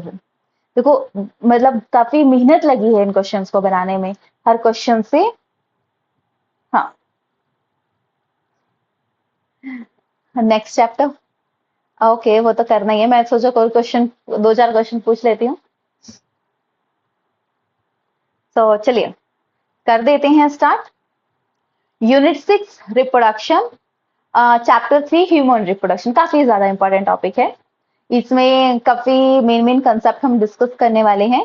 ह्यूमन मतलब आपको पता है बच्चे पैदा करता है, विवी पेरेंस। ह्यूमन बीइंग यूनिसेक्सुअल है, एक बॉडी में एक है, सेक्सुअल डायमॉर्फिज्म। ह्यूमन इंक्लूड जब गैमेट्स बन रहे हैं तो गैमेटोजेनेसिस, ये इवेंट जो फर्स्ट पेज पे है ये याद रखिएगा। गैमेट बन रहे हैं तो गैमेटोजेनेसिस। अच्छा मुझे बताओ, जब मेल में गैमेट बनते हैं तो उसे हम किस नाम से जानते हैं? मेल में जब गैमेट्स बन रहे हैं तो उसे हम किस नाम से जानते हैं? ठीक है, कोई बात नहीं। वो तो मैं इसलिए सोच रही थी कि चलो 1-2 मिनट में ना क्लास खत्म हो जाएगी, मतलब कट जाएगी। तो ऐसा है कि मैं यही चैप्टर का क्वेश्चन पूछ लेती हूँ, फिर ऐसा है कि जो हमारा गैप रहेगा वो अगला क्लास। और आज मैंने गैप नहीं रखा है, साथ साथ ही हम स्टार्ट कर देंगे। मुझे पता है फ्लो बिगड़ जाता है फिर गैप में भी। ठीक है, तो स्पर्मेटोजेनेसिस, मेल गैमेट की फॉर्मेशन को हम स्पर्मेटोजेनेसिस बोलेंगे, एंड फीमेल गैमेट की ग्रोथ को हम oogenesis के नाम से जानेंगे। ठीक है, स्पर्म इन मेल एंड ओवा इन ए फीमेल जब ट्रांसफर होते हैं इंसेमिनेशन बोलेंगे, दोनों के मिलने को फर्टिलाइजेशन बोलेंगे। और जब स्पर्म अटैच हो जाता है फीमेल बॉडी में तो इम्प्लांटेशन बोलेंगे। एम्ब्रियो डेवलप होता है गेस्टेशन बोलेंगे। डिलीवरी को हम पार्चुरेशन बोलेंगे। ये आपने चीजें याद रखनी है कि स्टेटमेंट को क्या बोलते हैं। सो अब सबसे पहले जो मेल रिप्रोडक्टिव सिस्टम होता है, मेल रिप्रोडक्टिव सिस्टम के बारे में डिस्कस करेंगे, और दूसरा हम फीमेल रिप्रोडक्टिव सिस्टम के बारे में डिस्कस करेंगे कि किसमें क्या क्या होता है। सो मेल में टेस्टिस आते हैं। देखो कल के चैप्टर में मैं आपको चीजें थी जो मैंने आपको बोला था, मैं नेक्स्ट चैप्टर में बताऊंगी। देखो टेस्टिस ये मेन सेक्सुअल ऑर्गन आता है मेल का। अब इसमें क्या पूछा जाता है, टेस्टिस वन पेयर है, मतलब 2 नंबर में होते हैं, और टेस्टिस के बाहर एक स्किन पाउच लाइक स्ट्रक्चर होता है, जिसे कवरिंग है इसकी, जिसे हम नाम देते हैं स्क्रोटल सैक, स्क्रोटम, जो कि टेम्परेचर को रेगुलेट करने में मदद करता है। क्या काम करता है, टेम्परेचर को रेगुलेट करने में काम करता है। वैसे तो हमारी बॉडी का हाइपोथैलेमस एरिया है जो कंट्रोल करता है, बट टेस्टिस के टेम्परेचर को कंट्रोल करने के लिए स्क्रोटम है। फिर अब बात करें टेस्टिस के अंदर के हिस्से के बारे में, तो उसका एक्सटर्नल जो कवरिंग होता है उसे हम ट्यूनिका एल्बुजिना बोलेंगे। ये देखो मैंने कुछ भी बुक में पढ़ने जाओगे ना तो बड़ा कंफ्यूजन होगा। मैंने खुद जब पढ़ने की कोशिश की तो मुझे समझ नहीं आया कि किसके अंदर क्या पार्ट आते हैं। सो याद रखिएगा, external covering tunica albuginea, internal tunica vasculosa. अब देखो सबसे पहले हम बाहर की कवरिंग की बात करेंगे। टेस्टिस है, इसके बाहर की कवरिंग जो है, सो बाहर की कवरिंग में याद रखिएगा कि बहुत सारे छोटे छोटे कंपार्टमेंट होते हैं। ठीक है, क्या होते हैं, छोटे छोटे कंपार्टमेंट होते हैं, जिसे हम सेमनिफरस ट्यूब्यूल के नाम से जानते हैं। किस नाम से जानते हैं, ये देखो छोटे छोटे कंपार्टमेंट है, क्या बोलेंगे इसे, सेमनिफरस ट्यूब्यूल। अब सेमनिफरस ट्यूब्यूल है, ठीक है, तो अब छोटे छोटे ये 250 कंपार्टमेंट होते हैं, जिसमें जर्म सेल, स्पर्मेटोजेनिक सेल और सेरेटोली सेल होते हैं, जो कि नरिशमेंट प्रोवाइड करवाते हैं और इनहिबिन हार्मोन को रिलीज करते हैं। क्वेश्चन आता है, इनहिबिन हार्मोन कौन रिलीज करता है, कौन नरिशिंग करता है, ऐसे क्वेश्चन इसके पूछे जाते हैं, ये आपको ध्यान में रखना है। ठीक है, याद रखिएगा, external layer tunica albuginea, internal tunica vasculosa. जो बाहर वाले हैं हिस्सा, उसमें बहुत सारे सेमनिफरस ट्यूब्यूल हैं। सेमनिफरस ट्यूब्यूल के अंदर क्या होता है, जर्म सेल होते हैं जहां पे स्पर्मेटोजेनेसिस होती है, और सेरेटोली सेल है, सेरेटोली सेल में हमारे इनहिबिन हार्मोन है जो न्यूट्रिशन प्रोवाइड करवाते हैं। अब सेमनिफरस ट्यूब्यूल के आउटसाइड ये वाला हिस्सा, यहाँ पे होते हैं इंटरस्टिशियल स्पेस होता है, जिसमें कि ब्लड वेसल्स होती हैं और इंटरस्टिशियल सेल होते हैं, जिसे हम लेडिक सेल बोलते हैं। लेडिक सेल एंड्रोजन सिक्रीट करते हैं। एंड्रोजन का एक एग्जाम्पल है टेस्टोस्टेरॉन। क्या है, एंड्रोजन का एक एग्जाम्पल है टेस्टोस्टेरॉन। याद रखिएगा, भूलते हैं इस चीज को। एंड देखो ये एक एक चीज याद रखनी है। टेम्परेचर कौन कंट्रोल करता है, सेमनिफरस ट्यूब्यूल के कितने कंपार्टमेंट होते हैं, जर्म सेल क्या है, सेरेटोली सेल क्या है, इनहिबिन हार्मोन कहां से रिलीज होता है, एंड्रोजन हार्मोन कहां से रिलीज होता है, एंड्रोजन में भी मेन एंड्रोजन कौन सा है, इसके अंदर भी बहुत सारी वैरायटी है, तो टेस्टोस्टेरॉन, ये याद रखना है। फिर आता है एपिडिडाइमस। अब ये टेस्टिस के बाहर वाला हिस्सा, ये है एपिडिडाइमस, जिसके इसके डिटेल नहीं याद रखनी है। हेड, जिसको कॉर्पट एपिडिडाइमस बोलेंगे, बॉडी का कॉर्पस एपिडिडाइमस बोलेंगे, टेल को कॉर्डा एपिडिडाइमस बोलेंगे, इससे ज्यादा नहीं है। फिर वासा डिफरेंसिया, इसमें नहीं है। ठीक है, ये है हमारा लॉन्ग ट्यूब लाइक स्ट्रक्चर, जहां से टेस्टिस पास होता है, स्पर्म पास होता है, तो वासा डिफरेंसिया, बस इसमें इतना ही याद रखना है। फिर यूरिथ्रा, यूरिथ्रा कॉमन पैसेज होता है यूरिन की ट्रांसपोर्टेशन के लिए भी, एंड साथ में क्या, स्पर्म की ट्रांसपोर्टेशन के लिए भी एक एक कॉमन पैसेज होता है यूरिथ्रा, याद रखिएगा।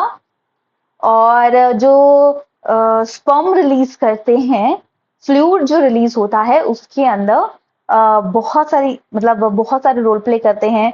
प्रोस्टेट ग्लैंड मदद करता है, कॉपर ग्लैंड मदद करता है। ठीक है, सो ये याद है, मेन ये याद रखता है। ठीक है, final open to urethral meatus. और penis is a male external genital area होता है जो इजेक्शन के लिए, इंसेमिनेशन के लिए मदद करता है। ठीक है, और उसको कवरिंग होती है पोर स्किन से। मेन तो इसमें देखो वासा डिफरेंस है, कॉमन डक्ट है, ये तो पता लग जाएगा, एपिडाइमस पता लग जाएगा। और फिर टेस्टिस के बारे में याद रखना है। ठीक है, serotonin cell, inhibin, Leydig cell, androgen, temperature, 3 चीजें तो आपको कभी नहीं भूलनी है। ठीक है, अभी पूछूंगी मैं इससे। ठीक है, तो ये तो था अभी। अब आता है हमारे पास ग्लैंड्स। तो gland seminiferous vesicle, one pair elongated muscular, जिसमें अब जो फ्लूइड रिलीज होता है उसमें अंदर बहुत सारे न्यूट्रिएंट होते हैं, जो fructose, citrate, protein, prostaglandin activator, seminal vesicle release करते हैं। प्रोस्टेट ग्लैंड जो कि सिट्रिक एसिड, लिपिड वगैरह रिलीज करता है। कॉपर ग्लैंड, देखो क्योंकि उस स्पर्म से एक नया ऑर्गेनिज्म बनना है तो उसमें नर्चरिंग होती है। और bulbo urethral gland, one pair present base of penis, mucus like secretion इससे होती है। तो ये 3 टाइप के ग्लैंड पाए जाते हैं, जो नाम याद रखिएगा। ठीक है, सो नाउ देखिए, अभी हमने डिस्कस किया मेन जेनिटल ग्लैंड के बारे में। अब हम फीमेल रिप्रोडक्टिव सिस्टम के बारे में पढ़ेंगे। कौन सा पार्ट किसका आता है, कहां से अटैच है। राइट, ठीक है, सो राइट, सो अब करते हैं जैसे फीमेल पार्ट कौन सा है। अभी मैं पूछूंगी कौन से किसके पार्ट में आता है, तो ध्यान में रखिएगा। मैम आपका कैमरा ऑन है, जिशु दीक्षित दीपाक्षी मैम, चेक कर लीजिएगा। ठीक है, राइट। सो अच्छा मुझे बताओ, टेस्टिस का टेम्परेचर कौन कंट्रोल करता है?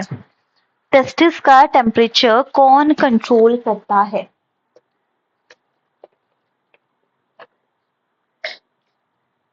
Right, scrotum. अच्छा, ये बताएंगे कि जो टेस्टोस्टेरोन हार्मोन है वो कहाँ से रिलीज होता है?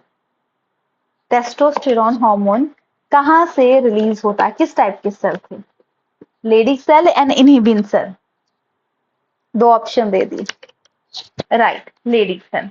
और इनहिबिन जो हार्मोन है वो तो हार्मोन है, वो नर्चरिंग में मदद करता है। ये याद रखिए, किसमें मदद करता है? नर्चरिंग में मदद करता है। अब फीमेल पार्ट के बारे में पढ़ते हैं। ओवरी, वन पेयर होती है, हर महीने आपको पता है एक एग रिलीज होता है। और अगर एग रिलीज नहीं होता है यानी स्पर्म अटैच हो चुका है, फिर उसके बाद बेबी के बॉर्न का प्रोसेस स्टार्ट हो जाता है। वन बाय वन चीजें करते हैं। ओवरी आलमंड शेप है, आइदर साइड यूट्रस की आइदर साइड होती है। और इसमें each 2 to 4 length connect pelvic wall के साथ अटैच होती है। फिर ये है ओवरी। ओवरी के बाद आती है फैलोपियन ट्यूब, ये वाली। फैलोपियन ट्यूब के आते हैं 3 हिस्से, इस्थमस, एम्पुला, इनफंडिबुलम। इनफंडिबुलम का हिस्सा है फिम्ब्रिए। याद रखिएगा, क्वेश्चन पूछा जाता है कि ओवरी के साथ कौन सा हिस्सा अटैच है, यूट्रस के साथ कौन सा हिस्सा अटैच है। तो यूट्रस के साथ इस्थमस, मिडल वाला एम्पुला और एंड वाला इनफंडिबुलम। ठीक है, और इनफंडिबुलम से अटैच है फिम्ब्रिए। क्वेश्चन आया था, पता नहीं ऑड वन से आया था, बताइए कौन सा ऑड वन है, क्या है, तो वो क्वेश्चन आया था। ठीक है, इसमें प्रोसेस होता है पूरा, अभी पढ़ेंगे वन बाय वन क्या क्या प्रोसेस रहता है। सो ये आ गया। फिर आता है यूट्रस। यूट्रस की 3 लेयर होती है, एंडो इनर वाली, मायो, फिर पैरी। पैरी बाहर वाली है जो प्रोटेक्टिंग करती है। मायोमेट्रियम जो रहते हैं जब बेबी बॉर्न होना हो तब कॉन्ट्रैक्शन होती है। एंडोमेट्रियम जब मेंस्ट्रुअल फ्लो होता है तब कॉन्ट्रैक्ट होती है। ठीक है, ये 3 लेयर हैं, ये तो आपको पता ही है, बहुत बार क्वेश्चन भी पूछ चुके हैं। फिर vagina. Vagina long fibrous muscular tube होती है। ठीक है, front of the rectum and inner canal from cervix to vestibular. So ठीक है, ये याद रखिएगा, वेजाइना ओपन होता है सर्विक्स के थ्रू। ये क्वेश्चन आता है कि यूट्रस और वेजाइना जो ओपनिंग गैप रहता है उसे हम क्या बोलते हैं, तो आ जाएगा आपका सर्विक्स। फिर वल्वा आता है जिसमें एक्सटर्नल जेनिटल एरिया है, अपर एक्सटर्नल ऑरिफस बोलेंगे एंड लोअर ऑरिफस, जैसे कि जो यहाँ पे आ गया, ठीक है, वेजाइना और सर्विक्स के बीच में गैप है, तो इंटरनल जो यूट्रस की साइड है और एक्सटर्नल जो वेजाइना की साइड है। तो एक्सटर्नल लेयर जो होता है, जो लोअर जो एरिया रहता है, वहां पे हाइमन लेयर होती है, जो कि बोला जाता है कि जब फर्स्ट इंटरकोर्स होता है तो वो ब्रेक डाउन होती है, जिससे पता लगता है वर्जिनिटी है या नहीं। बट हर टाइम हाइमन जरूरी नहीं होती कि हाइमन लेयर ग्रो ही हो, क्योंकि जब एक्सरसाइज करते हैं ये लेयर ब्रेक डाउन हो जाती है। तो जस्ट नॉट कि हाइमन शो करती है वर्जिनिटी है या नहीं है। फिर आते हैं हमारे vestibular to most part skin fold sebaceous gland के, inner small labia majora minora और दूसरा आता है मेजियोरा। अब माइनोरा में fuse posterior form fold forceps होता है, मतलब और जो दूसरा पोर्शन रहता है फ्यूज स्किन फोल्ड होती हैं परप्यूस, जो स्मॉल ऑर्गन इरेक्टाइल होता है, जो कि ग्लैंड क्लाइटोरिडिस, जो कि होमोलोगस है पैनिस की। अभी पूछा जाता है कौन सा आता है। जो इसके बाहर वाला पोर्शन यहाँ पे नहीं शो है, तो याद रखिएगा यहाँ पे आते हैं वेस्टिबुलर टू, इसकी इनर साइड लेबिया माइनोरा और एक आता है लेबिया मेजोरा। माइनोरा में fuse posterior form folded forceps skin होती है और दूसरी से fuse skin fold like prepuce होता है, जिम क्लाइटोरिस दिस के नाम के जानते हैं, जो कि होमोलोगस है पैनिस के, ठीक है।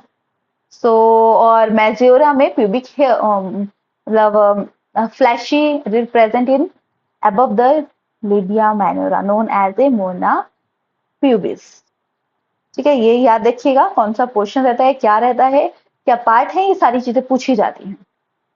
अब फीमेल ग्लैंड की बात करें, Bartholin gland and breast. Bartholin gland one pair small vaginal orifice के पास होते हैं, जो कि म्यूकस सिक्रीट करते हैं।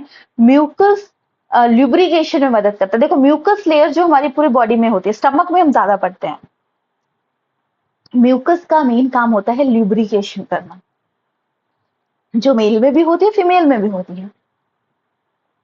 ब्रेस्ट एरिया, यहाँ पे लेसिफर डक्ट होते हैं, जब बेबी बॉर्न होता है तो वो भी एक्टिव हो जाते हैं, याद रखिएगा।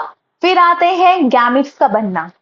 मेल गैमिट के बनने को स्पर्मेटोजेनेसिस बोलेंगे एंड फीमेल गैमिट को बनने को oogenesis बोलेंगे।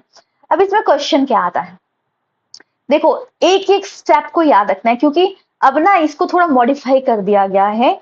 अब इसके क्वेश्चन आते हैं कि फर्स्ट स्टेप को क्या बोलते हैं, सेकंड स्टेप को क्या बोलते हैं, अगर ये डिवाइड होगा तो क्या होगा, अगर ये ऐसा होगा तो क्या होगा, ऐसे क्वेश्चन आते हैं।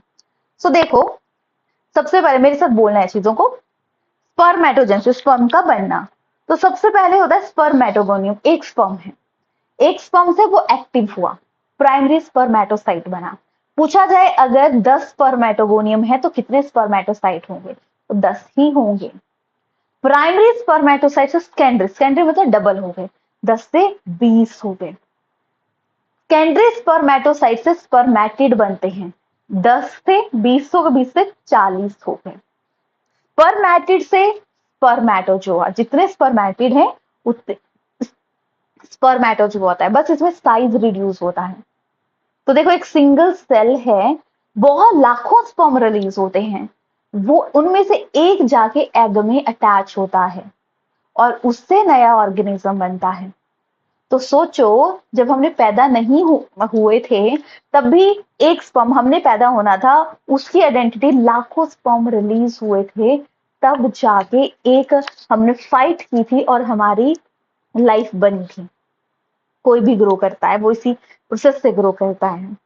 तो जब वजूद ही नहीं था, मतलब अलग सा कंसेप्ट है, पर जब वजूद ही नहीं था तब भी हमारी उत्पत्ति होनी थी, हमने पैदा होना था, इसके लिए लाखों स्पर्म को फाइट करके वो जाके एग के साथ अटैच हुआ। तो लाइफ स्टार्टिंग से ही मतलब वो है कि आपको जीना है तो आपको लड़ना पड़ेगा, प्रैक्टिस मतलब अपने आप को नर्चर करना पड़ेगा। ये पहले से ही चीजें हैं। ठीक, सो याद रखिएगा, स्पर्मेटोगोनियम से प्राइमरी, बोलो मेरे साथ, स्पर्मेटोगोनियम से स्पर्मेटोसाइट प्राइमरी, फिर सेकेंडरी स्पर्मेटोसाइट, सेकेंडरी स्पर्मेटोसाइट से स्पर्मेटिड, स्पर्मेटिड से बनते हैं स्पर्मेटोजोआ। ठीक है, कितने नंबर है अगर पूछा जाए, अच्छा प्राइमरी स्पर्मेटोसाइट 10 है तो स्पर्मेटोजोआ कितने बनेंगे, स्पर्मेटिड कितने बनेंगे, स्पर्मेटिड 15 है तो स्पर्मेटोजोआ कितने बनेंगे, आपके पास स्पर्मेटोजोआ है तो कितने स्पर्मेटोगोनियम बनेंगे। तो ऐसे क्वेश्चन आ जाते हैं। तो इन क्वेश्चन के लिए आपको कंसेप्ट को तो पढ़ना ही पड़ेगा, राइट नाउ। अब ये हो गया, ये लिखा गया। तो इसके लिए जैसे ल्यूटिटिंग हार्मोन है, फॉलिकल स्टिमुलेटिंग हार्मोन है, जिसमें नर्सरी में मदद करेंगे। एग का बनना, ऊगोनियम, ऊगोनियम से प्राइमरी oocyte बना, प्राइमरी oocyte से सेकेंडरी oocyte बना, ठीक है, जिसमें 2 बने, फिर उसके बाद 2 से 4 बने, पर 4 में 3 तो पोलर थे, एक ही एग आगे ग्रो करता है, एक ही ऊटिड बनता है, बाकी 3 तो पोलर आ जाती हैं। पोलर मतलब नॉट ग्रोइंग सेल, वो वहीं पे स्टॉप हो जाएगा ग्रो करना। तो जितने ऊगोनियम स्टार्टिंग में थे उतने ही बाद में ओवम बनेंगे, तो इनमें डिफरेंस नहीं है। क्वेश्चन आया है, आप देख सकते हैं। बाकी फिर फर्टिलाइजेशन होगी। अब देखो ये, अब सबसे पहले तो हम पढ़ेंगे कि ठीक है बन गया, स्पर्म का स्ट्रक्चर कैसे होता है, head, neck, middle piece and tail. Head जो हिस्सा होता है ये वाला, इसके ऊपर वाले हिस्से में एक्रोजोम होता है, जो कि स्पर्म को मूवेबल बनाता है ताकि स्पर्म इधर से उधर जा सके। तो कप लाइक स्ट्रक्चर है जिसमें कि हाइलोरेनेज एंजाइम होता है, न्यूक्लियस होता है, कंट्रोलिंग सेंटर है, फिर नेक, स्मॉल हिस्सा, ठीक है, सो नेक बस ज्वाइंट करने का काम करता है, और नेक में सेंट्रियोल होता है, सेंट्रियोल का अरेंजमेंट 9+0। फिर मिडल पीस, मिडल पीस में large number of mitochondria, mitochondria है तो यानी ये तो है एनर्जी देने का काम। देखो स्पर्म है, छोटा सा सेल है, दिखता नहीं है ऐसे, और यही नया ऑर्गेनिज्म बना देता है। तो सोचो कैसे लाइफ बनी है, कैसे मतलब कितनी छोटी सी चीज से एक नया जीव बन गया, नई फॉर्मेशन होगी, क्या हुआ क्या नहीं हुआ, कैसे कैसे कंसेप्ट आते हैं। तो याद रखिएगा, मिडल पीस, माइटोकॉन्ड्रिया, स्पाइनल, लेबर जैसे कि ऑक्सीडेटिव फॉस्फोराइलेशन यहाँ पे होती है, power house of the sperm आ जाता है। और जैसे इसमें माइटोकॉन्ड्रिया अटैच होते हैं शीथ में, उसे हम मैंटेट का नाम देंगे। टेल, टेल का काम बस यही है, मूवेबल के लिए, बस और नहीं याद रखना। ओवम, ओवम की 3 लेयर होती है, ठीक है। सबसे पहले कोरोना रेडिया बाहर वाली, मिडल वाली जोना पेल्यूसिडा, इनर वाली आ जाती है हमारी वाइटलाइन मेम्ब्रेन, ठीक है। अब पूछा जाता है, मेन इसमें यही पूछा जाता है कि स्पर्म कहाँ अटैच होता है, तो स्पर्म मिडल वाली में अटैच होता है, जोना पेल्यूसिडा में। कहाँ पे होता है, जोना पेल्यूसिडा में, यही क्वेश्चन आता है। अब वुमेन में मेंस्ट्रुअल साइकिल होता है, कैसे होता है, किस फेज को हम क्या बोलते हैं, किसमें क्या होता है, वो सारी चीजें पढ़ेंगे। तो मीनाज, जहां पे फर्स्ट मेंस्ट्रुअल स्टार्ट होता है, पुबर्टी में स्टार्ट होता है, मेनोपॉज जब स्टॉप होता है, मेंस्ट्रुअल साइकिल चलता है 10th ईयर से लेके 52 ईयर तक, राइट, 3 से 5 डेज का रहता है। अब ये जो पूरे मंथ का साइकिल होता है, किसी का 25 डेज का होता है, कहीं का 28 डेज का होता है, कहीं का 35, अलग अलग रेंज है। पर जो most common normal healthy person की बात की जाए, उसमें मेंस्ट्रुअल साइकिल रहता है वो 28 से 29 टाइम का, मतलब डेज का रहता है, जिसमें 4 फेज आते हैं, follicle phase, ovulatory phase, luteal phase and menstrual phase. सबसे पहले देखो फॉलिकल है, यानी ग्रोइंग फेज है, ठीक है। सो फॉलिकल है, मेंस्ट्रुअल के बाद है, तो पोस्ट मेंस्ट्रुअल, प्री ओव्यूलेटरी 10 से 12 दिन तक रहता है। देखो एग रिलीज हो गया था मेंस्ट्रुअल में, अब वो एग फिर से ग्रो कर रहा है, आगे अगर नेक्स्ट स्टेप पे प्रोसेस हो रहा है, तो इस टाइम पे फॉलिकल स्टिमुलेटिंग हार्मोन एक्टिव होता है, ठीक है, याद रखिएगा। फिर आता है ओव्यूलेट, देखो ये लिखे है जैसे कि एस्ट्रोजन इसमें रिलीज होता है, बस इतना याद रखिएगा। फिर इसके बाद आता है ओव्यूलेटरी फेज, ठीक है, इसमें क्या हो रहा है कि मेंस्ट्रुअल फ्लो हो गया, उसके बाद फॉलिकल फेज में एग आगे आगे ग्रो कर रहा है, फिर ओवरियन फेज में 14 डेज में ये होता है। इस टाइम पे जो जो सेल बन चुका होता है वो बहुत एक्टिव होता है, ल्यूटेटिंग हार्मोन यहाँ पे सिक्रीट होता है। तो इसमें वो क्या करता है, एम्प्टी ग्राफिन फॉलिकल, मतलब ग्राफिन जो फॉलिकल होता है वो एम्प्टी होने लग जाता है और कॉर्पस ल्यूटियम में वो बदल जाता है। जिसमें बदल जाता है कॉर्पस ल्यूटियम, जिसको हम येलो बॉडी के नाम से भी जानते हैं। अगर माना इस टाइम पे ये फेज होता है मोस्ट एक्टिव फेज, इस फेज में जाके स्पर्म अटैच हो जाता है तो ज्यादा चांसेस रहते हैं प्रेगनेंसी के। अगर इस फेज में अटैच नहीं होता तो ये जो कॉर्पस ल्यूटियम है ये डिग्रेड होना स्टार्ट हो जाएगा। क्या होगा, डिग्रेड होना स्टार्ट हो जाएगा।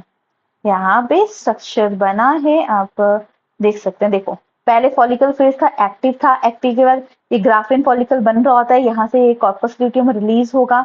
अगर इस टाइम पे स्पर्म अटैच हो जाता है तो वो ग्रोथ में रिस्पॉन्सिबल होगा, अगर नहीं होता है तो ये बॉडी डिग्रेड होना स्टार्ट हो जाएगी।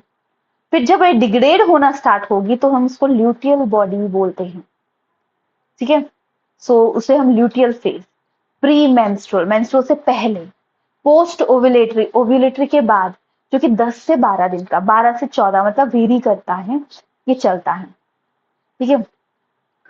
एम्प्टी जो कॉर्पस ल्यूटियम था वो धीरे धीरे मतलब empty graphene follicle increase the size, so the luteal phase बोलेंगे। और इसमें प्रोजेस्टेरोन हार्मोन एक्टिव होता है। ये क्वेश्चन भी आता है कि इसमें कौन सा हार्मोन एक्टिव होता है। सबसे पहले एस्ट्रोजन होता है, इसमें तो एम्प्टी हो रहा है, कॉर्पस ल्यूटियम बन रहा है, और इसमें प्रोजेस्टेरोन हार्मोन एक्टिव होता है। उसके बाद आता है menstrual flow. Menstrual flow 3 to 4 days का रहता है, ठीक है, बस ये याद रखना, जिसमें प्रोजेस्टेरोन एंड एस्ट्रोजन दोनों हार्मोन डिक्रीज होते हैं। ये पूरा तभी तो मन फ्लक्चुएट होना, मूड खराब होना, ये सब कुछ होना, ये नॉर्मल प्रोसेसेस में आते हैं। क्योंकि इतने देखो, पहले एक हार्मोन रिलीज हो रहा है, फिर दूसरा हो रहा है, फिर कुछ और हो रहा है, तो इतना ज्यादा चेंजेस आते हैं तो बॉडी तो चेंजेस होगी, मूड तो चेंज होगा ही, ये याद रखिएगा। फिर देखो ये लिखा है यहाँ पे एस्ट्रोजन एंड प्रोजेस्टेरोन के बारे में, ठीक है, पढ़ लीजिए, पढ़ना होगा बट इतना इंपॉर्टेंट भी नहीं है।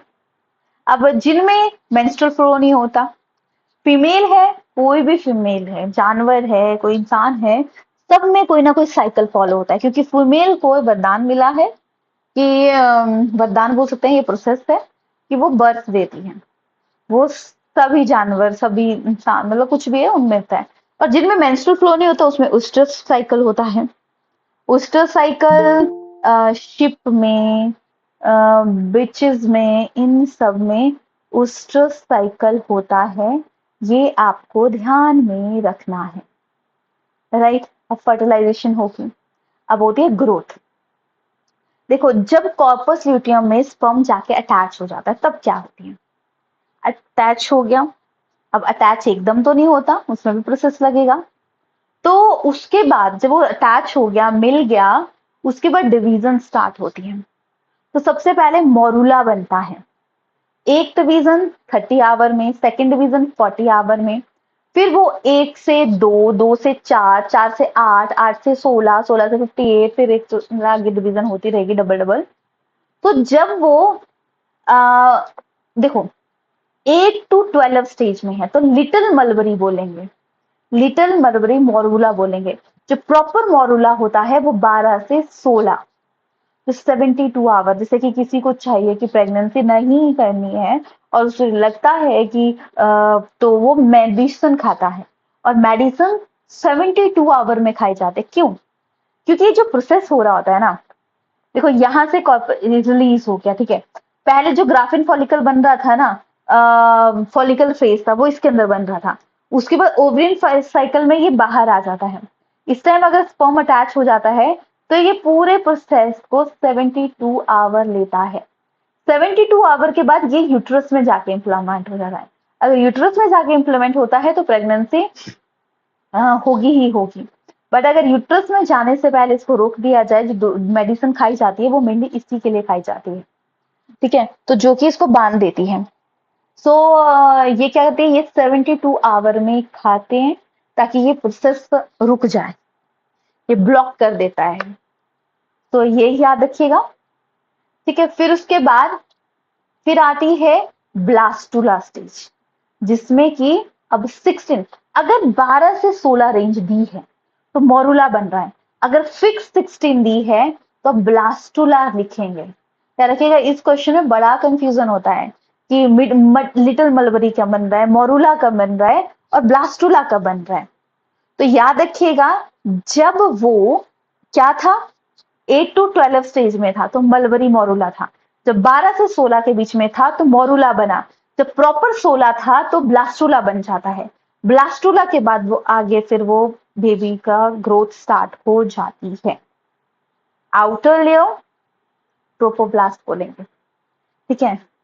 नॉट यूज फॉर एम्ब्रियो, जिसमें कि कोरियन जो प्लेजेंटा फॉर्मेशन में मदद करेगी, एमनियन जो प्रोटेक्ट करेगी इंजरी से, ये याद रखना है, ठीक है। फिर इम्प्लांटेशन, अब इम्प्लांट हो गया, अब देखो एकदम से हार्मोनल चेंजेस होते हैं, एस्ट्रोजन बढ़ रहा है, प्रोजेस्टेरोन बन रहा है, बहुत सारे हार्मोनल चेंजेस होते हैं जिसकी वजह से बॉडी में चेंजेस आते हैं, ठीक है, ये याद रखिएगा, ये प्रोसेस हो गया। फिर गैस्ट्रुला, जिसमें कि ग्रोथ 3 जर्म लेयर्स डेवलप होती हैं, एंडोडर्मिस, मेसोडर्मिस, एक्टोडर्मिस, किस लेयर से हमारी बॉडी का कौन सा ऑर्गन डेवलप होता है, किससे कौन सा, जैसे कि एंडोडर्मिस से pharynx, middle ear, pituitary gland develop होते हैं, मीजो से tissue, skin, Saturn, reproductive system, ecto से sense organ, internal ear, nasal chamber and adrenal gland develop होते हैं। ऐसे अलग अलग वे से क्वेश्चन आते हैं, सबको ध्यान में रखना है।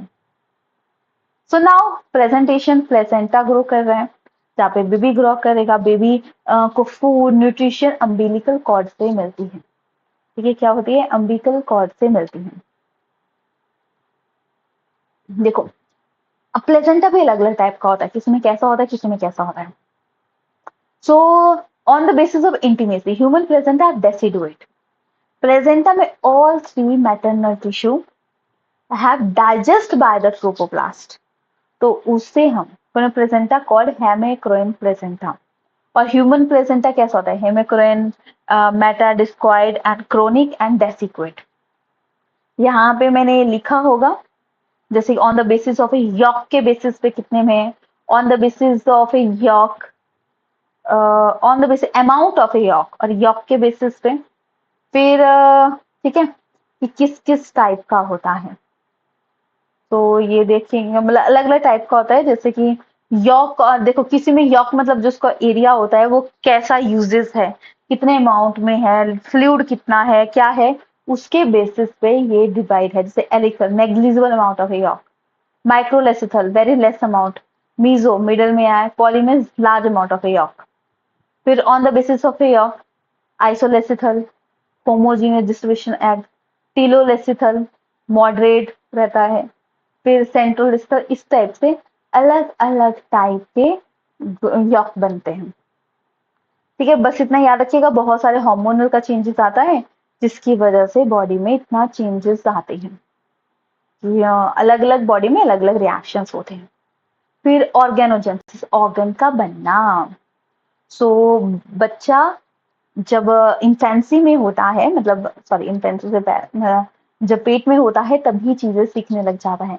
जैसे इंसान का मन होगा, जिस तरीके से मदर रहेगी, वैसे ही बच्चे का डायरेक्ट बच्चा बिहेव करेगा या बच्चा एक्ट करेगा, जैसे जब बच्चा पैदा होगा। इसका बहुत ज्यादा फर्क पड़ता है, ठीक है। सबसे पहले उसका हार्ट डेवलप हो जाता है, तो हार्ट से वो सुनने समझने लग जाता है, फीलिंग लेने लग जाता है। सबसे पहले अनकॉन्शियस माइंड डेवलप हो जाता है। और देखो खुद कोशिश कर, खुद अपने माइंड को बोलो क्या मैं कर सकती हूँ, मैं कर सकती हूँ। 5-7 दिन है बोलोगे, देखना अगले दिन खुद ही स्ट्रेंथ आ जाएगी कि हाँ हम कर सकते हैं। वैसे ही बच्चे का माइंड है, जैसे बचपन से बनाएंगे वैसा ही बच्चे का माइंड डेवलप हो जाता है। ये चीज ध्यान में रखनी है। पार्चुरेशन, बच्चे का ग्रो, बच्चा बड़ा हो गया, अब 9 महीने हो गए, मतलब 40 वीक्स एंड 280 डेज हो गए, अब बच्चे का बॉर्न होगा। तो यूट्रस में रिलीज होता है ऑक्सीटोसिन हार्मोन। कई बार अगर नॉर्मल डिलीवरी चाहिए तो अगर कॉन्ट्रैक्शन नहीं हो रही यूट्रस की तो इंजेक्शन भी लगाया जाता है। उसके बाद बॉडी खुद रिलैक्सिन हार्मोन रिलीज करती है ताकि नॉर्मल कंडीशन रह सके। लैक्टेशन, बच्चे के बर्थ के 24 घंटे बाद मदर में लैक्टेशन स्टार्ट हो जाता है और मिल्क सिक्रीशन से रिलीज हो जाता है और मिल्क सिक्रीशन के लिए प्रोलैक्टिन हार्मोन रिस्पॉन्सिबल होता है। फर्स्ट मिल्क को कोलोस्ट्रम बोलेंगे, क्या बोलेंगे? कोलोस्ट्रम। 4 मिल्क जो आईजीए एंटीबॉडी से रिच रहता है, किससे? एंटीबॉडी से रिच रहता है। वो आप बोल रहे थे ना मदर का मिल्क वो मतलब बहुत शुभ होता है, पिलाना चाहिए, ये होता है, तो वो जरूरी होता है, ठीक है, क्योंकि उसमें बहुत ज्यादा न्यूट्रिएंट होते हैं। अब देखो क्वेश्चन, ठीक है, बहुत ज्यादा क्वेश्चन है, क्वेश्चंस पे जरूर गौर फरमाइएगा, क्योंकि क्वेश्चंस पे पता क्या होता है कि कई बार हम डायरेक्ट चीजें पढ़ रहे हैं, ठीक है, पढ़ रहे हैं इस टॉपिक में ये आता है, इस टॉपिक में ये आता है, इस टॉपिक में ये आता है, फिर जब क्वेश्चन आता है ना तो हम कर नहीं पाते हैं, क्योंकि क्वेश्चन की वर्डिंग थोड़ी तो वेरी करेगी ना, वो थोड़ी ना जैसे मैं आपको सीधी लाइन बोल रही हूँ, इजी लैंग्वेज में बोल रही हूँ, वैसे ही क्वेश्चन होगा, नहीं होता है कभी भी। तो क्वेश्चन की लैंग्वेज वेरी करती है, तो आपको पढ़ना भी उस तरीके से पड़ेगा, ठीक है, ये याद रखना, ठीक है। सो मोरुला, ब्लास्टुला, फर्स्ट क्या डेवलप होता है बच्चे का ऑर्गन के डेवलप होने को, मायो किस लेयर से बॉडी का कौन सा पार्ट डेवलप होता है, ये भी क्वेश्चन आता है। स्पर्मेटोजेनेसिस, देखो क्वेश्चन आया है, कहाँ पे मैं बताती हूँ आपको, देखो 50 सेकेंडरी स्पर्मेटोसाइट है और 50 oocyte है, तो कितने बनेंगे? आपको पता है एग जितने उतने ही बनेंगे, और सेकेंडरी स्पर्मेटोसाइट है तो उससे डबल ही होंगे, ज्यादा नहीं बढ़ेंगे।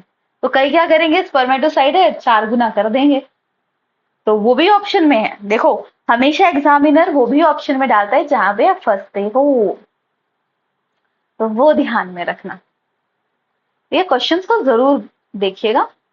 अब ये हो गए आपके 3 चैप्टर्स, अब इसके बाद हम क्वेश्चंस को डिस्कस करेंगे। तो अब आता है हमारा 4th चैप्टर। 4th चैप्टर में ज्यादा कुछ नहीं है, रिप्रोडक्टिव हेल्थ के बारे में है, क्योंकि पहले आपको पता है कितने कितने बच्चे होते थे, जैसे पॉपुलेशन हमारी बहुत खराब हो चुकी है। वैसे तो बोला जाता है चाइना वालों की पॉपुलेशन ज्यादा है, बट उनका लैंड एरिया भी तो ज्यादा है और उन्होंने कंट्रोल कर लिया पॉपुलेशन को, और इंडिया वाले नहीं कर पाए, तो पॉपुलेशन बढ़ने से क्या होगा? एम्प्लॉयमेंट नहीं होगी, रिसोर्सेज नहीं होगा, धीरे धीरे जो मूवीज दिखाते हैं ना अब हॉलीवुड वाले कि इंसान में ये वायरस फैल गया, ये हो गया, मर गए लोग, एक दूसरे को खा रहे हैं, वही चीजें होंगी, देखना ऐसे ही अंत होगा, क्योंकि अब इंसान जगह बचेगी नहीं, पॉपुलेशन बचेगी नहीं, कितनी कितने देखो कितने साल हो गए, खुद देखो टीजीटी का पेपर नहीं आया, टैट का ये 2 बार कर दिया, पहले एक ही बार होता था, 2 बार, क्योंकि उनको पैसे आ रहे हैं ना उसपे, एक बार नहीं तो दूसरी बार जरूर देगा, तो तीसरी बार तो जरूर देगा, ऐसे कैसे, और कईयों का पेपर हो क्वालिफाई भी है वो भी दे देते हैं, जैसे कि मेरे भी स्टार्टिंग में हो गया था जब क्वालिफाई, तो मैंने उसके बाद 2-3 बार खुद दिया हुआ है कि चलो चेक करते हैं कि पास होंगी या नहीं, तुक्के से तो नहीं पास होगी, इसके लिए दिया है। तो बहुत सारे हैं कि चलो 2-3 साल नहीं दिया, हमारा क्वालिफाई था, चलो फिर से दे देते हैं, जैसे कि इस बार मेरा मन कर था मैं फिर से दे दूं, पर फिर सोचा क्यों ऐसे फालतू में, तो वो रहता है। तो आ, कई खुद करते हैं पेपर, मतलब ऐसे इसलिए क्योंकि इनसे पैसा आ रहा है, अब जॉब वालों को निकालेंगे तो जॉब पे रखना पड़ेगा, और वो निकालते ही नहीं है, तो कितने सालों से कितना कंपटीशन बढ़ है, कितनी पॉपुलेशन हो चुकी है इसी एग्जाम की तैयारी में। देखो chapter 4 reproductive health, reproduction, WHO ने बोला है कि रिप्रोडक्टिव हेल्थ फिजिकली इमोशनली सब तरीके से बैलेंस होनी चाहिए, और ह्यूमन पॉपुलेशन की study demography. World population day 11 जुलाई को, लार्जेस्ट पॉपुलेशन उत्तर प्रदेश में है, सेकेंड लार्जेस्ट महाराष्ट्र में, स्मॉलेस्ट पॉपुलेशन सिक्किम में, और रॉबर्ट कोच ने जर्म थ्योरी के बारे में बताया था डिजीजेस की। अब बर्थ कंट्रोल की बात करें कि ठीक है अब नहीं चाहिए बच्चा, मतलब अब ठीक है 2 बच्चे हैं हो गया, अब क्या क्या प्रिकॉशन हम रख सकते हैं? नेचुरल मेथड है, मेंस्ट्रुअल फ्लो को काउंट करो, पर ये 100% सिक्योर नहीं होता, क्योंकि ये फेज चला रहता है, जैसे ओव्यूलेटरी फेज में एक्टिव होता है तो उसमें इंटरकोर्स से बचें, बट ये भी हमेशा सिक्योर नहीं होता। मैकेनिकल मेथड में मेल कॉन्डम यूज कर सकते हैं, फीमेल सर्वाइकल कैप यूज कर सकते हैं। केमिकल में सहेली, मालाडी। सर्जिकल में मेल में वासा डिफरेंसिया को काट दिया जाता है, वासेक्टोमी बोलेंगे, और फीमेल में फैलोपियन ट्यूब को काट दिया जाता है, जिससे ट्यूब जब ट्रांसपोर्ट नहीं होगा तो फिर दिक्कत ही नहीं आएगी, right. IUCD, intra uterine contraceptive loop, copper T fit कर दी जाती है ताकि प्रेगनेंसी ना हो। अलग अलग मेथड है, जो बेस्ट रहे वो यूज कर सकते हैं। बाकी आती है एमनियोसेंटेसिस। देखो एमनियोसेंटेसिस ये टेक्निक थी जिससे बच्चे का पता लगे कि अच्छा ये बीमारी तो नहीं है, इससे कोई डिसऑर्डर तो नहीं है, कि कॉन्जेंटल डिसऑर्डर तो नहीं है, जैसे डाउन सिंड्रोम, टर्नर सिंड्रोम, क्नेकर सिंड्रोम। ये तीनों चीजें पढ़ के आइएगा कल। सबसे पहले मैं टॉपिक नहीं करवाऊंगी चैप्टर 7th का, हाँ 7th ही आता है ना, हाँ 7th का मैं चैप्टर मतलब ये नहीं पूछूंगी। सबसे पहले पूछूंगी डाउन सिंड्रोम कैसे होता है, टर्नर सिंड्रोम कैसे होता है, क्नेकर सिंड्रोम कौन सा होता है, या मेटेलिक बोल रही हूँ, मेटाबॉलिक डिसऑर्डर तो नहीं, ये चेक किया जाता था। पर धीरे धीरे इसका बच्चे को सेक्स को पता करने के लिए यूज किया गया, जिसकी वजह से फीमेल्स को मार दिया जाता था। तो ये बैन हो गया था फिर। अब सेक्सुअल ट्रांसमिटेड डिजीज, बैक्टीरिया से होने वाली, इसमें ना डिटेल नहीं याद रखनी है कि क्या है, कितने दिन की है, कौन सी दवाई होगी, क्या होगा, ये क्वेश्चन आते ही नहीं है। तो जो क्वेश्चन आते ही नहीं है, क्यों उसमें दिमाग खर्च करना, राइट। स्मार्टली वर्क करते हैं। तो याद रखना, क्लेमाइडेसिस, गोनोरोहिया, पर ये जरूर याद रखिएगा, बैक्टीरियल सेक्सुअल ट्रांसमिटेड डिजीज है, बैक्टीरिया से कौन सी होती है और वायरस से कौन सी होती है। गोनोरोहिया बैक्टीरियल डिजीज है, सिफिलिस ये भी बैक्टीरियल बॉर्न डिजीज है, एसटीडी सेक्सुअल वायरस से होने वाले disease, AIDS, HIV virus, auto immune disorder, immunity को सबसे ज्यादा फर्क पड़ता है। तो इसमें पता क्या होता है, कोई ऐसी बीमारी नहीं होगी कि हाँ ये हो गया तो मर ही जाओगे। इसमें कोई मतलब जैसे कि कोई प्रॉब्लम होगी तो उसके बाद क्या होगा, और खांसी जुकाम होगी, वही बहुत लॉन्ग टर्म चलेगा और उससे इंसान की डेथ हो जाएगी। हेपेटाइटिस बी वायरस, ठीक है, और जैसे इसका याद रखिए एलिसा टेस्ट होता है, वेस्टर्न ब्लॉटिंग होती है। हेपेटाइटिस बी, ठीक है, ये भी अच्छा है, सॉरी ये भी HIV की तरह ही है, सेक्सुअल ट्रांसमिटेड डिजीज है, जेंटल हर्ब्स, जेंटल वार्ट। फिर अदर ऑर्गेनिज्म में ईस्ट से होने वाली वेजाइनल ईस्ट इन्फेक्शन, फिर ट्राइकोमोनासिस, प्यूबिक लाइस, बस ये याद रखिएगा। इनफर्टिलिटी, अच्छा मुझे बताओ कौन सा विटामिन इनफर्टिलिटी के लिए रिस्पॉन्सिबल है?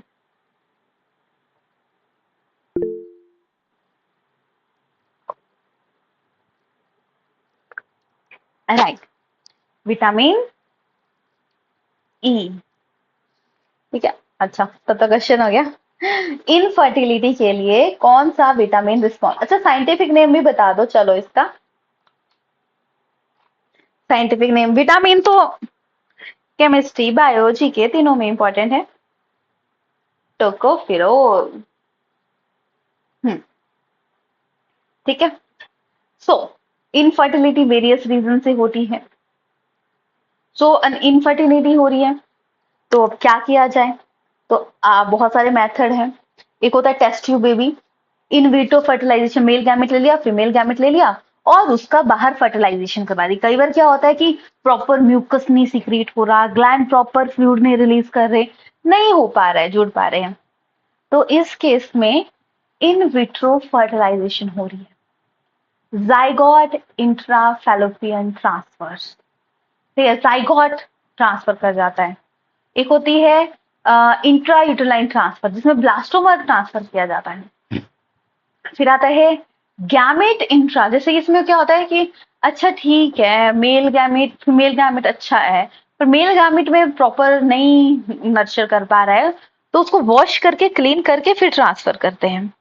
फिर दूसरा इंट्रासाइटोप्लाज्मिक स्पर्म इंजेक्शन, जिसमें कि स्पर्म डायरेक्टली इंजेक्ट किया जाता है। आर्टिफिशियल इंसेमिनेशन, जिसमें कि semen of a male collect किया, फीमेल कनेक्ट किया और वो फाइनली इंट्रोड्यूस कर दिया वेजाइना में, डायरेक्ट वेजाइना में, तो वो आ गया artificial insemination. First baby India में जो बॉर्न हुआ था और second baby in the world, Kanupriya Agarwal. पहले तो बोला जाता था कि ये क्या है, कि ये तो आर्टिफिशियल तरीके से बच्चे पैदा करने हो गए। एक मूवी में मैंने क्या देखा था, मतलब थी एक, तो उसमें जैसे कि मेल ने अपना स्पर्म रिलीज कर दिया, फीमेल ने अपना गैमेट रिलीज कर दिया, बाहर उनको ग्रो करवाने पूरा बच्चा 9 मंथ तक, वो होगा उनका ही बच्चा, बट जैसे कि मदर को कोई प्रॉब्लम नहीं होगी, वो बाहर आर्टिफिशियल तरीके से वो प्लेसेंटा तैयार करेंगे जिसमें वो बच्चा ग्रो करेगा। आर्टिफिशियल तरीके से बच्चे पैदा करवाए जा रहे हैं, ये टाइम भी आ सकता है।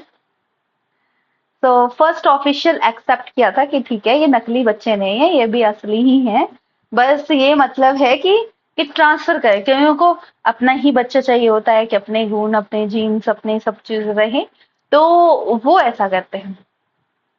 ठीक है, फर्स्ट ऑफिशियल जो एक्सेप्ट किया गया था हर्षा चावला, क्योंकि नई चीज थी, इसको एक्सेप्ट करना 1986 में, कितना हम तो पैदा भी नहीं हुए थे, पिछला जन्म होगा, हम पता नहीं क्या होंगे, तब ये चीज थी, तो उस टाइम तो एक्सेप्ट करना काफी मुश्किल था। देखो अब आता है aetiology, study of a cause of a disease, prophylaxis, prevention of a disease, epidemiology, mode कैसे डिजीज ट्रांसफर हो रही है वो चीज, बस ये था। एक एक क्वेश्चन हर बार भी नहीं आया है, पर बेसिक चीजें देखो, जैसे कि एमनियोसेंटेसिस टेक्निक कब बैन हुई थी, तो 1994 में ये बैन हो गया था, क्योंकि वही है ना, बेबी का पता लगा के उनको मार दिया जाता था, काफी ज्यादा क्राइम इसके बेसिस पे होने लगे। क्योंकि देखो मेन बात गर्ल्स और बॉयज में पता है क्या होता है, हम नर्चरिंग नर्चरिंग ही अलग तरीके से करते हैं। देखो लड़कियों को कभी ये नहीं बताया कि तुमने सेटल होना ही होना है, उन्हें बोला कि ठीक है पढ़ लो, पढ़ना जरूरी है, सेटल नहीं भी हुए तो क्या हो गया, शादी तो हो ही जानी है, इस तरीके से नर्चरिंग की जाती है। पर लड़कों की नर्चरिंग इस तरीके से होती है कि नहीं तुम्हें तो सेटल होना ही है, तुम तो स्ट्रांग हो, तुम कर लो ये काम। बेशक बेचारा बोल रहा है नहीं हो रहा मुझसे, मैंने नहीं करनी है ये काम, फिर भी उसे बोला जाता है नहीं कर ले, तो उसको करना पड़ता है मजबूर में, और कर भी लेता है वो। पर लड़कियों पे वो प्रेशर नहीं होता, जिसकी वजह से लड़कियां उतना सेटल नहीं हो पाती, पर स्टार्टिंग से उनकी परवरिश ऐसा करो, नहीं तुम्हारी शादी तभी होगी जब तुम सेटल होंगे, ठीक है, तुम्हारा ये होगा तब तुम अपना कमाओगे।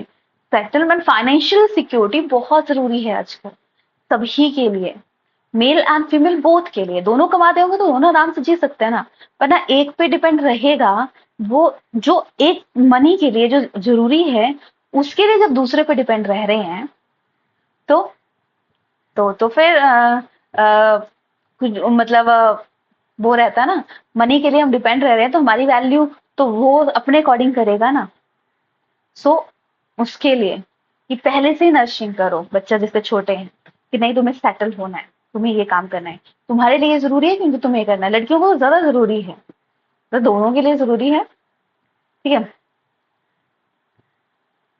अब पूछ ओके, ये क्वेश्चन तो हमने साथ साथ में ही कर लिए थे। अच्छा मुझे बताओ, बैक्टीरियल बॉर्न डिजीजेस कौन से, 4-5 क्वेश्चन पूछ लेते हैं। बैक्टीरियल बॉर्न डिजीजेस कौन कौन सी, सेक्सुअल ट्रांसमिटेड डिजीज जो बैक्टीरिया के थ्रू होती है, ठीक है। एक एग्जांपल गोनोरोहिया, और ऐसे नाम था, 2 वर्ड थे, हाँ, सिफिलिस, ठीक है।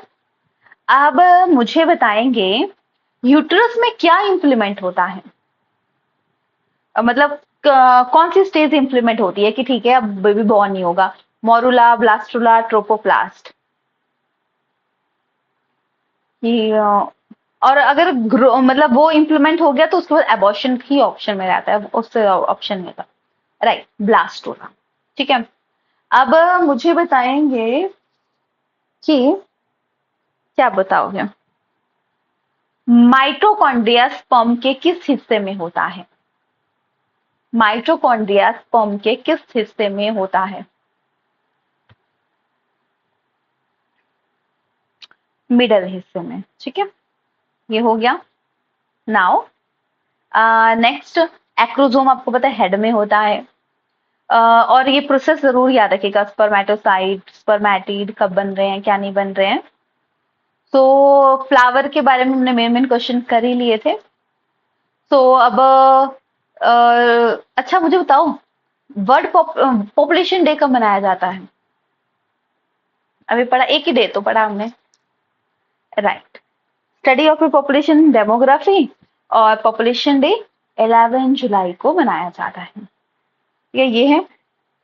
और केरला का गांव है इक्काबुरम कुछ ऐसा करके, वहां पे 100% लिटरेसी है। और हिमाचल में आपको पता है हमीरपुर की 100% लिटरेसी आती है। 100% भी नहीं है, मतलब सबसे ज्यादा लिटरेसी रेट हमीरपुर की आती है। ठीक है, ये चीजें याद रखिएगा।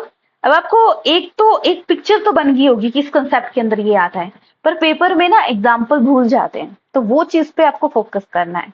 जस्ट अब आपको टॉपिक आपको पता लग गया क्या क्या आते हैं, आपको फोकस अब क्वेश्चन मतलब एग्जाम्पल्स पे करना है। जैसे मोनोशियस क्या है, डाइशियस क्या है, यूनिसेक्सुअल क्या है, बाइसेक्सुअल क्या है, इनके एग्जाम्पल भूलते हैं। देखो अभी जब मैं बता रही थी तभी मैं मतलब मैंने उल्टा बोल दिया, तो कई बार हम एग्जाम्पल तो बहुत सारे होते हैं हम भूल जाते हैं, तो याद रखिएगा। क्योंकि जब आप एक चैप्टर को करते हैं ना, तो अब देखो आगे आने वाले जो भी इस यूनिट के चैप्टर हैं वो बिल्कुल वेरी करते हैं, वो अब पिछले चैप्टर से रिलेटेड नहीं है, अब वो नए तरीके से आएंगे। जैसे कि प्रिंसिपल, मतलब इनहेरिटेंस से ऊपर है, तीनों ही चैप्टर अगले वाले अलग हैं। तो उन तीनों चैप्टर को आप अच्छे से पढ़ के आइएगा। मेन वो 3 चैप्टर करके आना है, बाकी जो प्लांट फिजियोलॉजी की बात करें उसमें से आपकी चीजें आती भी हैं, वो हम ऐसे ही डिस्कस कर लेंगे। पर मेन फोकस आपका होना चाहिए जो अगले आपको 3 चैप्टर हैं। कौन कौन से हैं? 5th, 6th and 7th, unit 7, class 12। ठीक है, बाकी जो अगर होगा फिजियोलॉजी का ह्यूमन का तो करके आइए, प्लांट फिजियोलॉजी का नहीं होगा तो कोई बात नहीं, हम क्लास में डिस्कस करेंगे। पर ऐसा है कि ऐसा ना हो कि बोलने के चक्कर में मतलब करने को बोला है तो आप एक्स्ट्रा बर्डन ले लो और एक भी चीज ना हो, तो वो चीज करो, बाकी हम क्वेश्चन के थ्रू चीजों को कवर कर लेंगे। ठीक है, ये तो था आज की क्लास के बारे में। बाकी मिलते हैं हम नेक्स्ट क्लास में। Take care yourself, stay healthy, stay blessed.